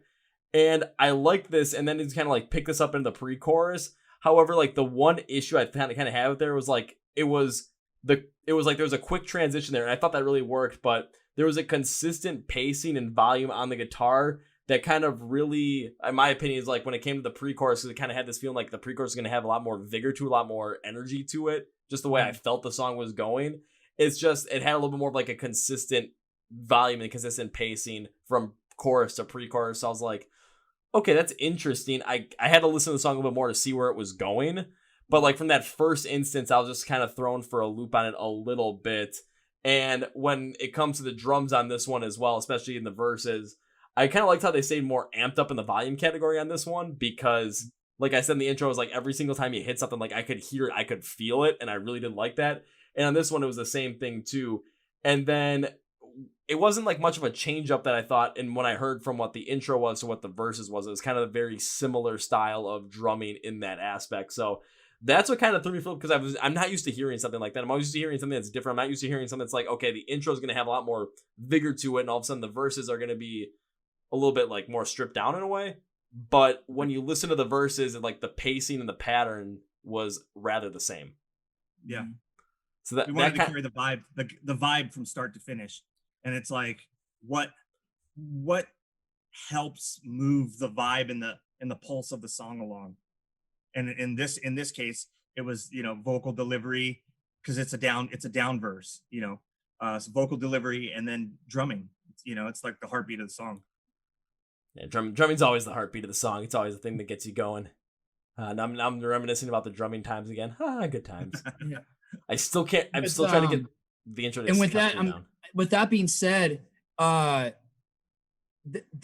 also kind of like subconsciously hit me as well. And so you can hear the dynamic in the vocal takes for the pre-chorus and the lyrical content with it as well. You can just hear like the story unfold as soon as that chorus kicks in. Because the line is, it's a long way down this wishing well, now I'm drowning in my only hell. And then boom. So it was almost like a matter of really captivating that presence of feeling like you're at your lowest low, Yeah. Especially in a mental state, there's nothing like that feeling. It's like this nausea, like someone's just wringing your insides out like a rag, just, it's so deprivating. And that's what I was really trying to portray as beautifully as possible, Yeah, totally understandable. And then when it came to, like, I'll say after the first verse, we got to the pre-chorus, and I really like what the pre-chorus was doing here, because they created this like a really nice transition to the chorus, because the guitars, they had a little more of that like higher tune in there, more dynamic movements, and it's good because the verses are calling for this to be added some energy to it, and then we kind of get this in the pre-chorus. I'm like, okay, this is good. And then the drums, you kind of took a back, like in terms of volume, it took a back to what the guitars were doing on this one. But you got a good job keeping it still amped up in a way. And there were a couple of short fills that you did in there, Chris, that I really did like, because you had a little more pace in there. You had a little more rapid hits in there. And I did like this, but this is where you guys completely threw me for a loop because I had this like feeling like, it's like started out a little bit with the verse a little bit more of like a lower tone, a lower vibe to it to really kind of get to this pre-chorus that helps her to amp it up. And I'm ready for this really powerful chorus going into right after this pre-chorus. But then all of a sudden you guys went right in like the second verse and really brought it right back down again. And I sat there, I'm like, wait. What? Wait, what? Like, I was completely thrown for a loop by it, so I kind of want to know what was the idea behind going from, like, this first verse, building this pre-chorus, and then dropping it right back down going into verse 2? Well, I mean, we usually try to, like, build the dynamic and, like, have the crescendo for, like, the double chorus at the end of the song or whatnot. And we kind of just wanted to, like, create, like, a tension where it's, like, you kind of want, like, you feel like what happened or you're kind of wanting more if you're into it. But at the same time, it's like we're trying to like build it to towards the end of the song or towards like the middle of the song. So we're like pushing the momentum, but we're like, it's like, what do they call it with like the EDM people that they hit the big red button and it's like the bass drops? We're kind of like selling it short a little bit and like pushing the tension along. Okay, interesting, because it was just the first thing I thought of. I was like, wait a minute, this, like, at first I was thrown completely aback by it, just due to the fact that I wasn't expecting that, especially with how the vibe of the song was going, because all of a sudden it's like, it's kind of going low, all of a sudden it's picking back up, and then all of a sudden just like, I was like, wait, what? I kind of described it as a feeling of like, you're at a bar and you're like flirting with someone you're interested in, and all of a sudden you turn around because like you're ordering a drink and you turn back over and they're completely gone. Like that was like, and you're like wondering like, wait, what the hell just happened? Like, but it only gets better. Yeah, pretty much. But at first I was just like, so you're just like, huh? Wait. Yeah, we pushed the payoff down the road a little bit. Yeah, you kind of built it so that the momentum of the song is building up, and all of a sudden you bring it back down so that the payoff kind of comes a little bit later, and you're just kind of like kicking the can down the road, but not too far though, because it's gonna happen, just not gonna happen right as you expect it. Mm-hmm. Yeah, because then it's like you go back to the verse 2, and then you get into the pre-chorus right after verse 2, and I'm like, okay, don't do this to me again, guys. Please don't do this to me again. I need something here. And then all of a sudden you get into the chorus, and it feels like a more like what you do with the intro. You kind of brought more of that like pompous style into it. And I am a fan of how you transition from the pre-chorus into this, because it really had that payoff that I was hoping for after the first time. And all of a sudden get back to verse 2, I'm like, wait, what? Oh, sweet. What happened? And all of a sudden you get to pre-chorus 2. I'm like, guys, don't do this to me again, please. All of a sudden the chorus, I'm like, okay, thank God. Because then again, completely lose you. Yeah, you didn't completely lose me. It's just like, I'm like, because if you would have done it again, it's like rage quitting. It's like, oh, you gotta be kidding me. But it's just like that. But it's that first time you did it, it's just like you're gaining the attention of the audience because it's something that they're not expecting. But then you're also building curiosity as into, okay, what's this chorus gonna sound like? That because you're building up to it, and all of a sudden you brought it back. I'm like, okay, I'm waiting for it to build back up again to see if we can hit it actually this time. And then you did it, so it really does stick out, especially as you go through the song. A couple, like I went through it a couple of times before I started writing it down. I'm like, after the first time, I was like, oh wait, what? And then all of a sudden, after I listened a little bit more, it's like I'm understanding a little bit more of what the process was behind this and kind of how this is kind of like you said, pushing the momentum down the road a little bit.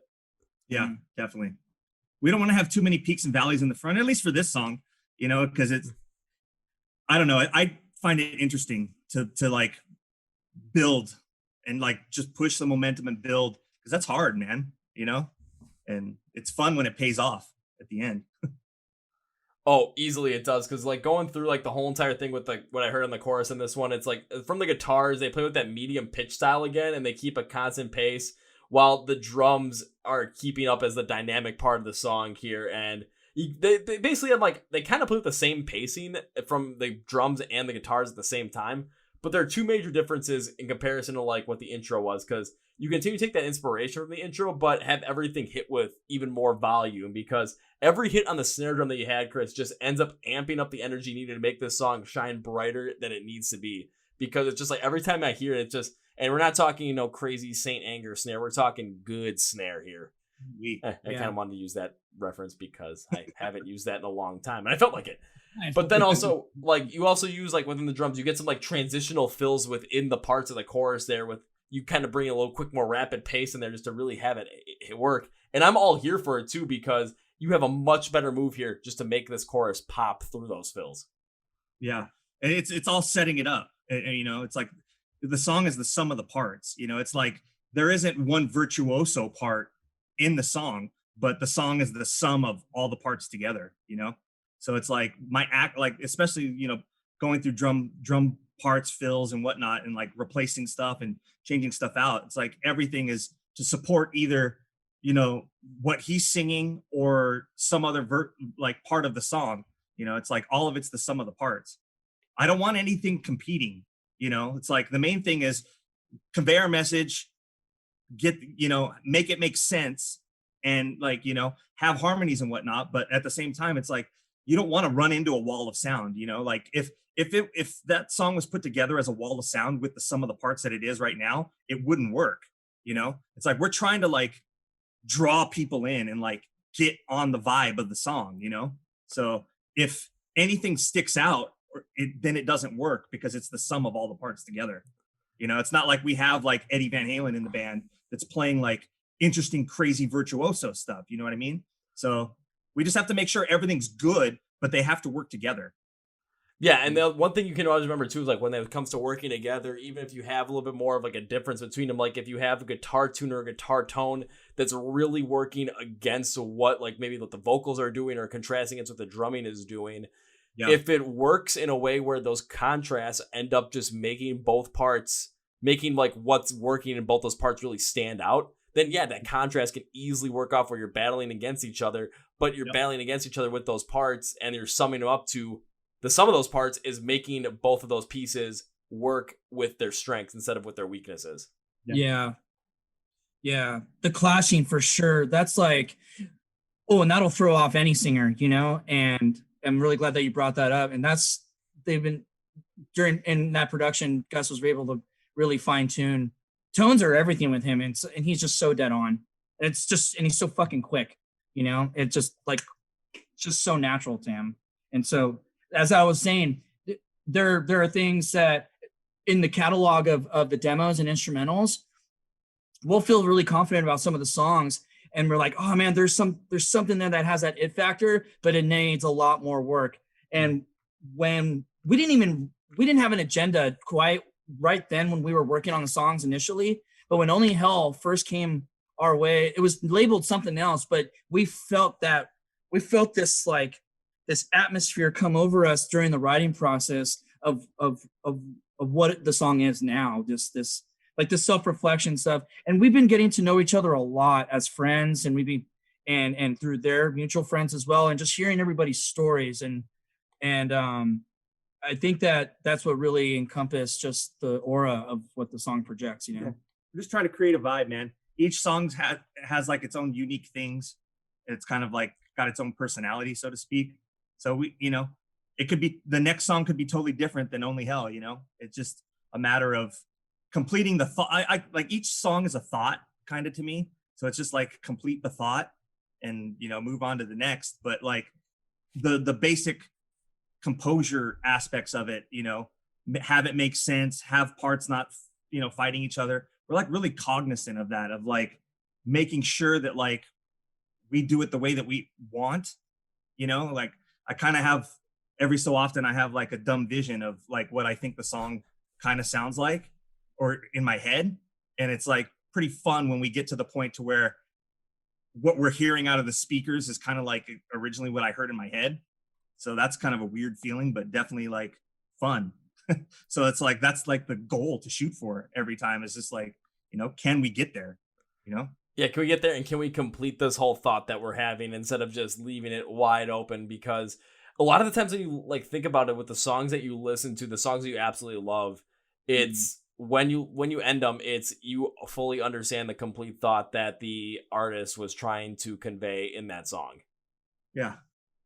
It's like I'm thinking about it right now. I'm just like, oh, let's think about some of my favorite songs. I'm like, okay, let's start with Savior by Rise Against. Okay, it's all about like actually like being okay going through a breakup, and I'm like thinking about, yeah, they complete the thought from right at the beginning to the end. And the whole thing is completed. Everything's wrapped up, especially just with a quick outro. Like, it's just so wrapped up nicely. But so it's, when I think about it too, it's like when you, but then there's also songs I'm thinking about, like, do they ever, like the ones that don't complete a thought, I don't think so. Do I really care for them? I'm like, well, I can't really think of anyone really off the top of my head. So if there might be some, but they might not be ones that really, peak up in your mind, because it's just, they leave it open. However, there's times where it's like, I'm not gonna lie, they could have this completely open feeling at the end where they don't complete it, but that might be the whole case. Like, that might be the whole point. It's like, now it's your turn to interpret. Yeah, exactly. I mean, and every experience, with whatever song is different too. Yeah, I feel like that whole, like, now it's your turn to interpret thing would be like in this moment kind of song. Like, now it's your turn, my children. That's usually the interpretations of at least some of my first experiences with sharing lyrics with these guys and whatnot. It's like, it's always different in my mind to what they get. Like, a lot of the times Ron will be like, are you writing about like a girl, or are you being angry right now? Like, what's going on? And I'm like, I don't know. I'm just kind of like writing about like the environment and whatnot. And so it's, everything's open to interpretation in one way or another. Oh yeah, it is. It's always kind of cool, especially when I ask people about like what the meaning of these songs are, just to see if like, I pick up on certain ones of them, because I've had bands, it's like, okay, it's like, this is what I got the meaning off of. What do you guys think? And sometimes I get like, you absolutely nailed it. And there's sometimes I'm being like, well, I can see it be taken that way, but this is really what I went. I'm like, so I'm kind of right, I guess, in a way. But it's just interesting, especially when you're talking about, again, completing the thought, because all those songs that you really just feel powerfully in yourself, it's like that you consistently go back to, that you understand the meaning to. In the end, it's just, they start with a thought, they put it out there for you. You fully, as a listener, you fully envelop that thought and you interpret it. And then by the time the song is over, that thought is completed, and then you can fully really look into the song and really take it for yourself and really analyze it for your own self. Man. That's the connection everyone shoots for, Oh, easily. And then when it comes to the construction, I do have to ask about the bridge on this song as well, because I kind of was able to divide it into two parts. Like, the first part, I see everything kind of stripped away. I hear the bass guitar playing on a really low note, and then the drums taking center stage, and it really gives me like a full on like Phil Collins feel. Like, I'm thinking like going like in the air, and I just do, but like in a more hard rock setting, because it was just so much more pronounced, so much more center stage. I'm like, and then we're kind of like, it all depends upon how this goes in the second half of this bridge. And when I listen to the second half of the bridge, like the guitars pick up, and then again the drums take a back seat. However, for myself personally, I wasn't the biggest fan of this, because I was expecting something for myself, especially with how like the verse pre-chorus and then chorus went in, just with that like amped up style. The second time, from the second verse, second pre-chorus, then first chorus. But like when it went to that through the bridge, like it kind of like the pace, the energy, like just kind of didn't feel like it was, for my listening taste, didn't feel like it was supposed to. However, this is also someone who loves like a much faster paced kind of style. So again, take it with a grain of salt, if you will, because when I'm listening to songs, I'm listening to stuff that people are just going to go like absolutely crazy on, and basically me going head first into a mosh pit, because that's just what I do. But it's just, that's kind of where I took with it. I was like, I just wasn't expecting that kind of energy. So again, it just threw me, like that one threw me for a loop. I was expecting something that was a little bit more boisterous, a little bit more powerful, though it was something a little bit more, I would say, drawn back a little bit than what I was expecting. Yeah. Originally we had a breakdown in that spot, and we changed it up because we have, it's a down verse. So we wanted something with more energy than the verse, but something similar but different. And so we just switched it up. We're like, the thing that we would have done, the stock thing to do for us, at least for like some of our older songs or whatnot, is to put a breakdown right there. And so we want to do, try something completely different and harder. It was much harder.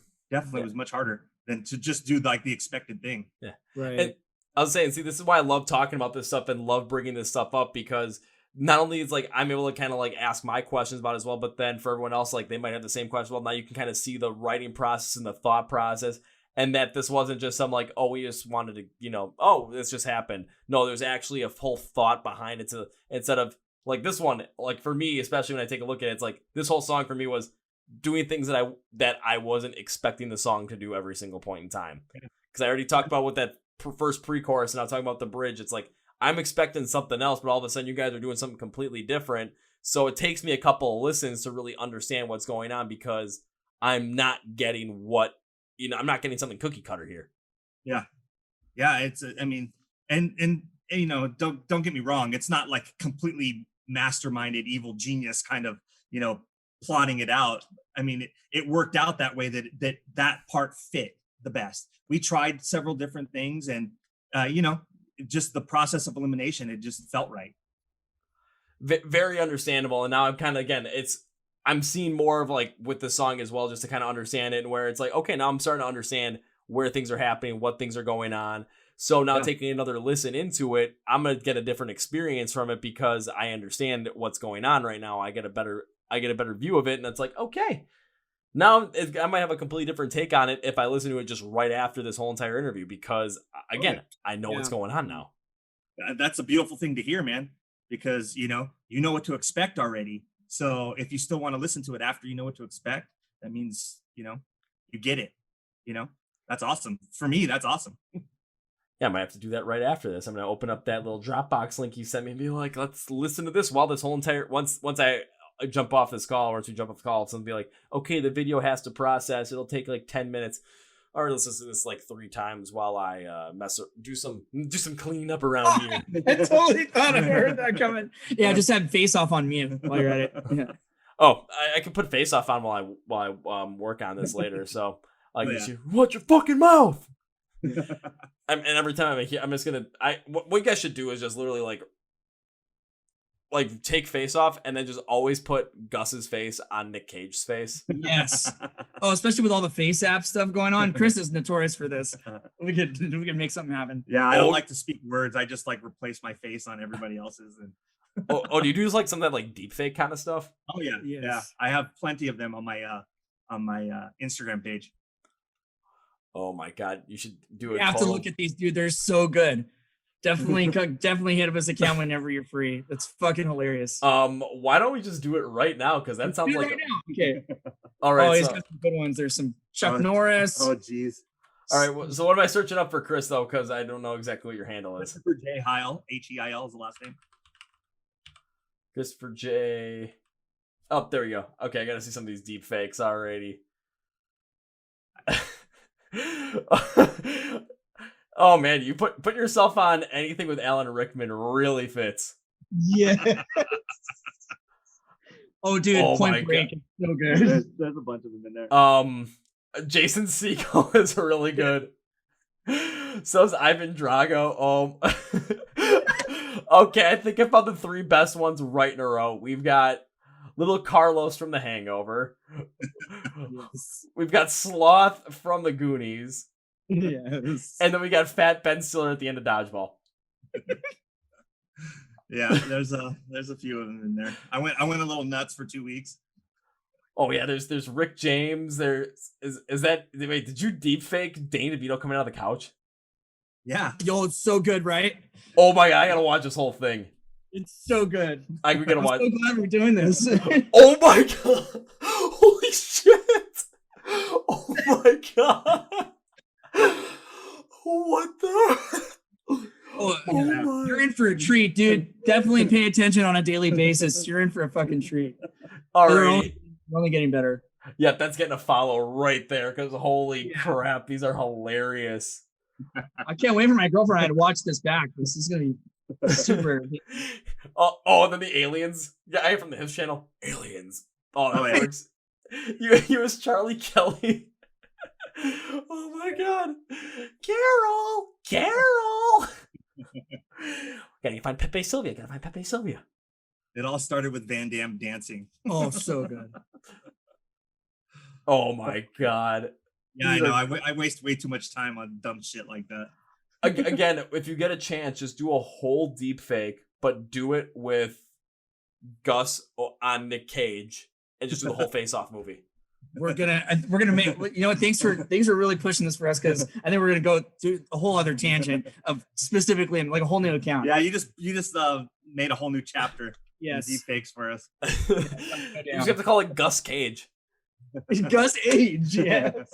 And then of course you gotta get it. You have to do every single Nick Cage movie, every single thing possible. And little videos, the Wicker Man when he's getting his legs broken, and then there's the bees. Oh, not the bees, not the bees! Ah! Just seeing Gus's face on that. Oh, that'd be good stuff. Yeah, it's kind of my passion project. Especially in Face Off when he walks behind the girl, the choir girl, and he's like, because it's fucking boring. Oh my god! Remember when he does the headbang? Oh, that has to be it. And it just does no, but then at the end he just grabs her on the butt, just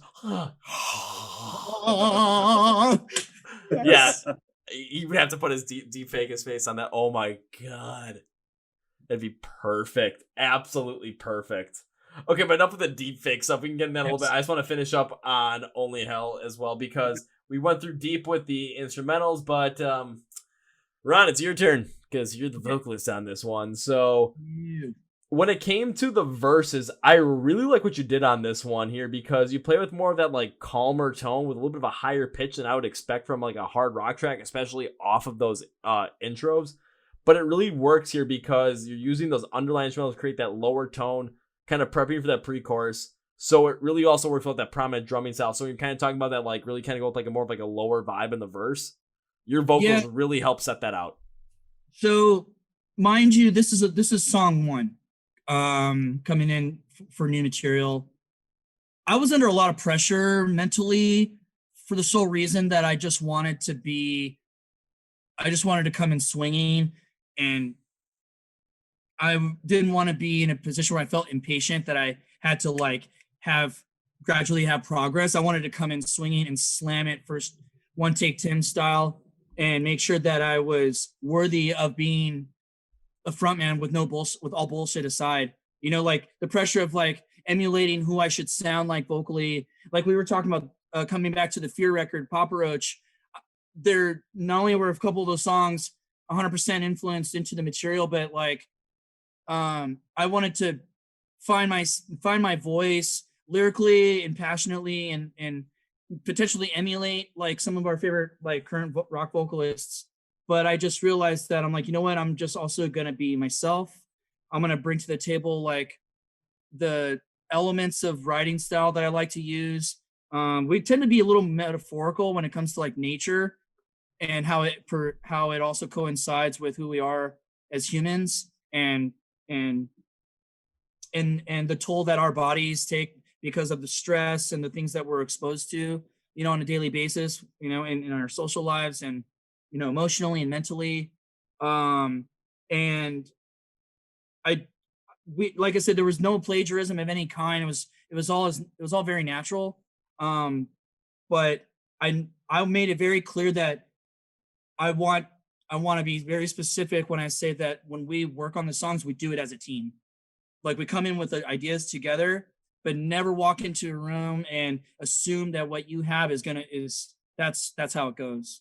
Because there's a lot of things that we talked about how shit just kind of hits the fan, you know, over the years with working with certain people, you know, and what they say goes, you know, it's kind of my way or the highway.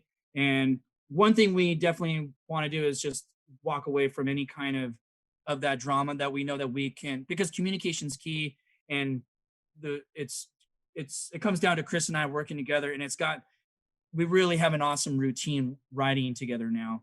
So it's everything that encompasses in his brain and mine as well. And we just put it on paper and we shuffle words around, and see what fits and really have a story behind it. Gus will pop in from time to time as well and being like, you know what, try this instead, you know, because you got to get a second opinion. You know, kind of got to step out of your own box, you know, to see the big picture, you know. So that's kind of like our formula, if you will. I can kind of see what you're talking about, like that, using the Fear album from Papa Roach as well, especially like a little bit of an inspiration on this one, because taking a look back at the verse with your vocal tone, when it comes down to it, like really kind of trying to play with them more lower vibe to it in a way, kind of adding to it. It kind of reminds me of probably my favorite song off of that album, which is of course Gravity, because that song is fucking awesome. But like in the intro, like not the intro, but like in the first, like in the verses, like from the first part of the verses before Jacoby kind of you start showing all those like all that emotion, especially with more of that like free flowing like what's the best way to put it, like free form kind of poetic style instead of like because it was rap, but it was also like spoken word in a way at the same time as well. But like especially in the first half, just the vibe that was put off there, it felt like you were trying to. I'm not gonna say imitate it, or emulate it, but you were inspired by it to try and figure out, okay, how can we kind of use that lower tone to really put across what we're trying to put across in this verse. And with your vocals, the way they played off, it really did work out well on this. Thank you.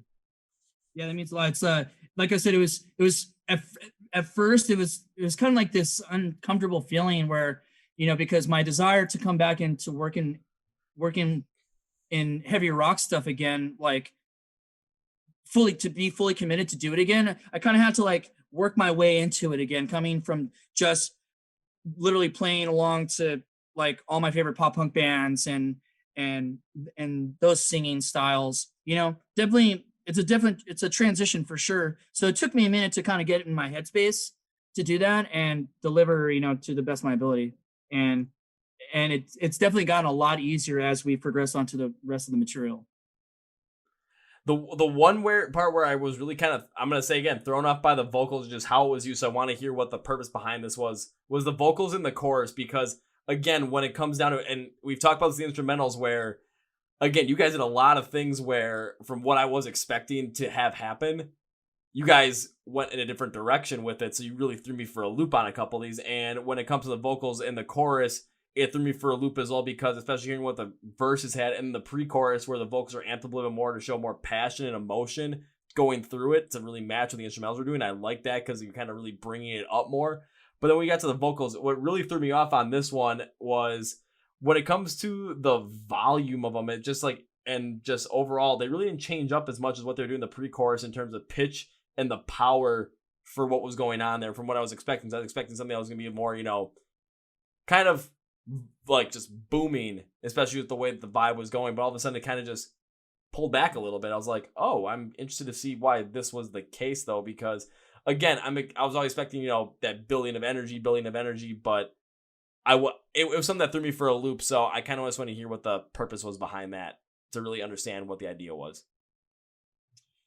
Well, right off the bat, what the one that you had, like as we mentioned, the as far as mixing and mastering, that's also part of post as well.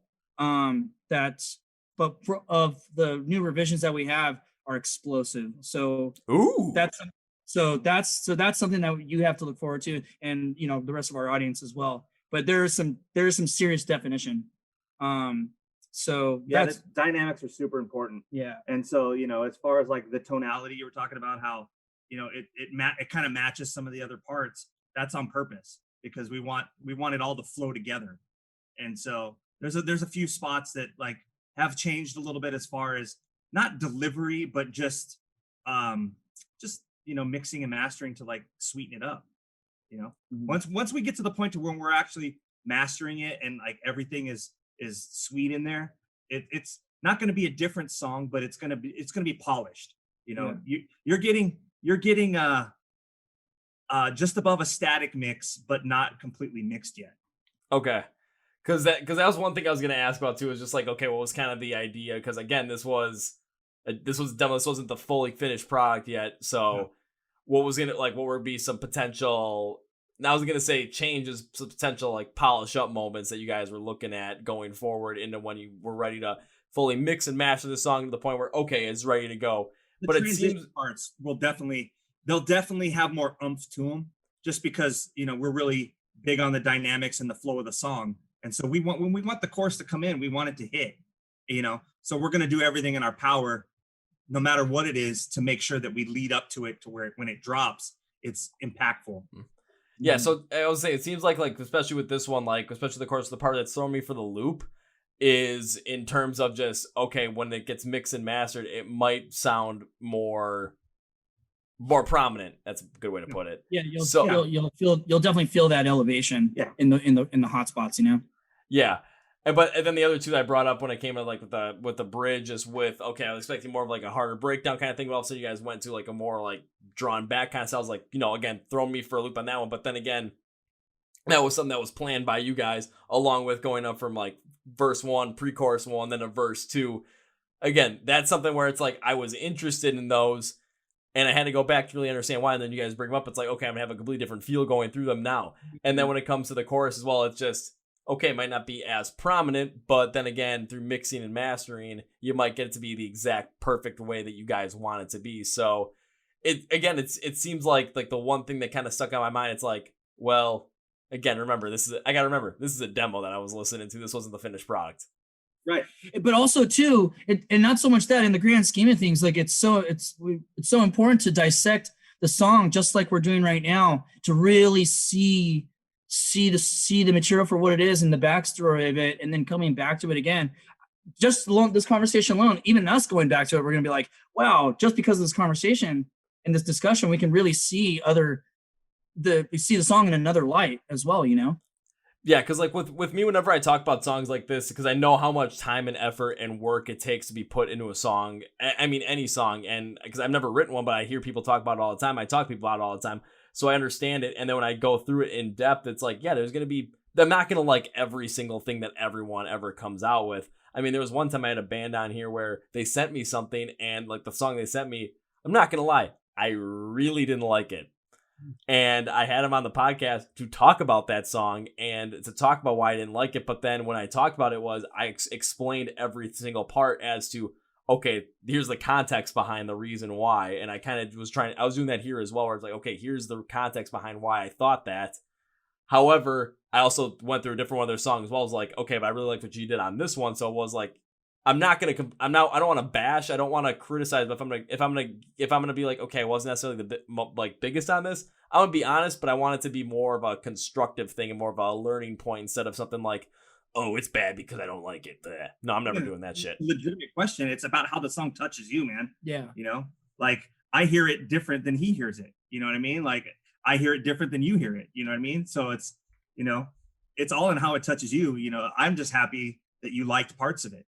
You know what I mean? It's like we find solace in that. That's cool. Yeah, that's cool as hell to me. You know, I mean, maybe we make some changes that you really dig. Maybe we make changes and it doesn't get to where you hear it going. You know what I mean? But yeah, because even like our favorite bands of all time, like there's songs that they put out that we're always like, oh, maybe not that one. Yeah, but there's definitely a few of those. Yeah, but that's it's like being in the music industry anyway, man. It's like, you know, 9 times out of 10, you're gonna get a negative reaction, but it's, you know, the 10th one that, you know, it's just like, okay, now I remember why that I still do this. You know what I mean? But the fact that it's about having, you know, the little things, like how you were receptive to like parts of the song. Yeah. So like we don't take any offense to like legitimate questions about like the construction of the song. You know what I mean? Everybody has a different perspective. You know what I mean? It's like, that's why I was saying the only thing we can control is the amount of time and hard work we put into it, and the chips fall where they may. You know, the last record that we put out, one of the most popular songs was one of the songs that I had no idea people would like. You know what I mean? You never know what the reception is going to be, you know? Yeah, and then you kind of just have to roll with it too. But then those songs that, you know, maybe didn't have as good a reception that you thought they were going to have, and you really connected those, then that's kind of a little special thing for yourself as well. It's like, well, that song is for me now. Ha ha ha. Exactly.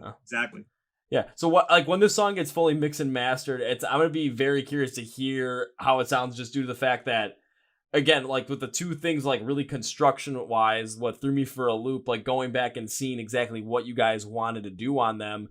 It's just, I'm going to be curious, like when it's fully mixed and mastered, to see how those just are pronounced and those structural things. And then when it comes to the chorus as well, I'm going to be curious to see how mixing and mastering works to maybe change up a little bit of what's going on there in terms of volume, in terms of just sound, in terms of just the pop of it. Especially with the vocals. I mean, I don't know. It all depends upon what you guys want to do, though. But it's just something that I'm gonna end up like when it's fully ready to go. Those, for myself, those are gonna be the things I listen to. But that's because I've heard the demo. I know the parts that I'm like, okay, I know exactly what's going on here. I know the parts that really stuck out to me. I know the parts where I was like, for myself, it's like, okay, this didn't necessarily stick out to me as much. But I'm gonna be curious to see what happens when it's fully ready to go. Yeah, exactly. And for us, it's a win because you want to re-listen to it. You know what I mean? Oh yeah, and then hopefully by the time it's ready to come out and the fans watch this episode, they're gonna be like, "Oh shit, we gotta get ready for this now. We gotta get ready." And all of a sudden, their heart's gonna go. Uh-huh. Exactly. Like mine was skydiving. After we jumped out of the plane, I was looking, and they said, "Don't look down because it's hard to breathe." And the whole when they said that, there's my head just straight down at the ground. I'm like, "Huh?" You're like, but my crotch, guys. Oh, when they pulled up, oh my god, that hurt. Oh, Jesus. Yeah, just it was like. Yes, Jinx. That was dead on. All right, I don't have any Coke here, but whenever I get a chance to see you guys, okay, because you called Jinx. If I don't have Coke here or Coca-Cola, because that's how I think it's Jinx, you owe me a Coke kind of thing. No, screw that. When I get to see you guys live or meet you in person, first round's on me. Awesome. That'd be amazing. We'll cheers it up, buddy. Yes. What's your poison? Well, being from Milwaukee, being from a town that's famous for beer, my poison is usually beer. But when it comes, if hard liquor is the case, get me something that has gin or tequila in it. Right on. We love whiskey, but I'd love me some tequila for sure. Yes. I'll say, Casamigos Blanco's pretty bomb. I'll drink whatever. I'll say if we gotta go whiskey though, we'll do Jameson because I like Jameson. Great. Yeah. There we go. Now we're talking. Yeah, JMO's. I love it. Usually every time I go to my brother's bar, it's like there's some point if he's just like having a bad day or something and I'm there, literally he'll just like this happened one time. It was because he works at a bar on the campus of the University of Wisconsin. Nice. So I went to school in Minnesota though, so of course there's always a rivalry there because we can't like the same things, brothers. That's what happens. But I went to a game that was Minnesota versus Wisconsin in Madison, Wisconsin, and Minnesota won for the first time in like 15 or 16 years. So I was supposed to show up at my brother's bar, but I kind of got hauled onto the field while the team was celebrating. That was fun. Nice. And I had okay, now I'm walking back to the bar and the line is super long and I just kind of sneak in there because, they knew I was coming. And all of a sudden the Badger fans got mad because they're letting a Gopher fan in, but who cares? We won. I go to the bar and there's my brother just serving as many people. I stand at the bar. I'm like, okay, he's coming around this way. Just sit, just wait. He's got people to take care of. He'll get to you eventually. Looks at me, just says, fuck you. Goes into the cooler, pops open a Miller Lite, puts it in front of me, puts 2 plastic shot glasses in front of me, pours 2 shots of Jameson. Cheers. Boom. Done. Very nice. Nice. I think, and then I did that one more time, and then he said he was having a terrible night, and I saw a bunch of Gopher fans that were partying, so every single time, it's a group of 20, it's like, hey, we're buying a round of shots. I would always go up to say, I'm going to help you carry them. But the reason I wanted to help them carry them was because all of a sudden they see, they see me going to the bar, all the other bartenders saw me going to the bar. They knew to let my brother take care of it. They were paying for 20 shots. That's going to be a huge tip. Yeah, absolutely. 100%. It's happened 6 times. Went from a bad night to a good night, just like that. Yes. Nice. Yes. So if in Madison, Wisconsin, we'll go to that bar too. Yeah. Hell yeah. Oh, sounds like a good time. I'm ready. I'm ready now. Yeah, like now. We'll see you in a few minutes. All right, or we'll probably see you in a couple hours too, because you guys got to fly out here and I got to drive out there. Man, for me, it's an hour. I'll say normally it's an hour and 15 minutes. For me, it's an hour because driving slow ain't my thing. Yes, exactly. And traffic, I don't want to deal with LA traffic ever again.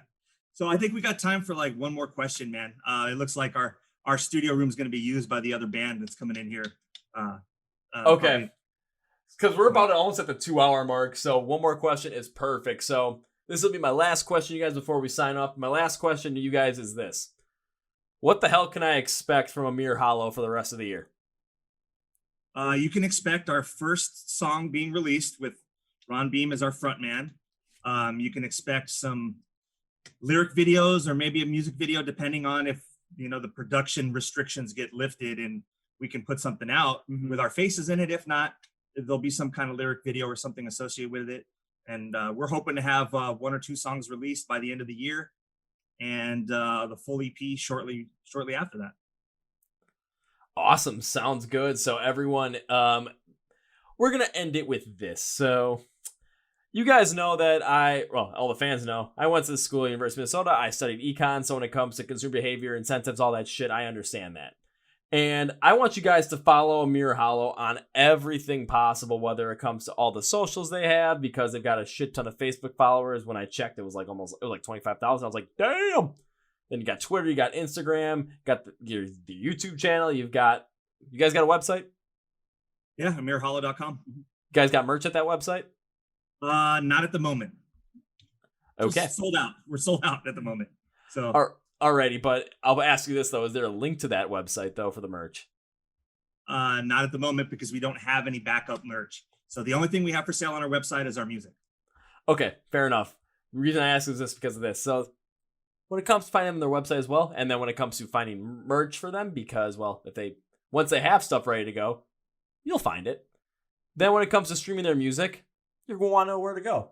You got plenty of options, plenty of choices, but the question is, I don't want to search them up. I just want to click a link and then bing, bang, boom, have it all done. Well, I'm going to take that completely out of the equation for you. So look at the description for the podcast. If you're listening on Apple Podcasts, Spotify, Google Play, hopefully iHeartRadio when this comes out, and on the YouTube video as well, because it's going to be a one-stop shop for everything Amir Hollow, and hopefully also the Gus Cage Instagram page, because that just hilarious. But it's going to be a one-stop shop. If you just click the link, bing, bang, boom. I'm setting this up for you guys. I'm going to make it as easy as possible for you to get into Amir Hollow. And when their new stuff comes out, I'm making it as easy as possible for you guys to get to know about it, because they're going to tell me about it, and I'm going to post about it. So, yeah. Oh, yeah. Awesome. Alrighty, so, guys, I never like to end these with goodbyes due to the fact that that implies that that's the last of this will ever be, but that's not the case, especially because I owe you guys the first round when we meet, and either tequila, whiskey, whatever it's going to be, or hell, whatever the hell you guys want. I really don't care. So this will not be a goodbye. So Ron, Chris, and if Gus is ever hearing this, thank you guys for being on the podcast. This was an absolute blast. I always say it's a blast because that is the honest to God's truth. I always have fun doing these, and this was another fun one. And I'm not going to with a goodbye, so we're going to end this with see you later. See you later. Whoa, folks. That was my interview with the band Amir Hollow. And my God, that was fun. I mean, when Gus came on, man, he threw me for an entire loop, just like their song Only Hell did, but in a good way once again, because my God, I had so much fun doing this stuff, guys. You know I love doing this stuff, and I'm not going to stop. Episodes coming to you every single Tuesday and Thursday. Please follow Amir Hollow on every single social media page that they have. Please subscribe to their YouTube channel. Please follow them on their website. Please buy some merch when the merch is ready to go. And also, please stream them every way you possibly can. Links will be in the description for this podcast once again, and you'll be able to get in the know with them as soon as possible. And when they are ready to release music, you're going to find out, because we're going to post that on MSOTD Rocks on all over, the place on our Facebook, Twitter, Instagram. So please subscribe to this podcast if you haven't already on the YouTube channel for MSOTD Rocks or on Spotify Podcasts, Google Play. You can also potentially subscribe on iHeartRadio. It'll be in the description if it's not. So you guys will be ready to go with that. And I want to end with, please subscribe again to the podcast, rate it. It helps me out a lot. And I want to say thank you once again to the guys from Amir Hollow. And that's going to be for me today. Thank you guys for watching and listening. This is Kevin from the Chord Progression Podcast, but to MSOTD Rocks. And you guys know how I end every single one of these episodes with a big, healthy, and hearty. See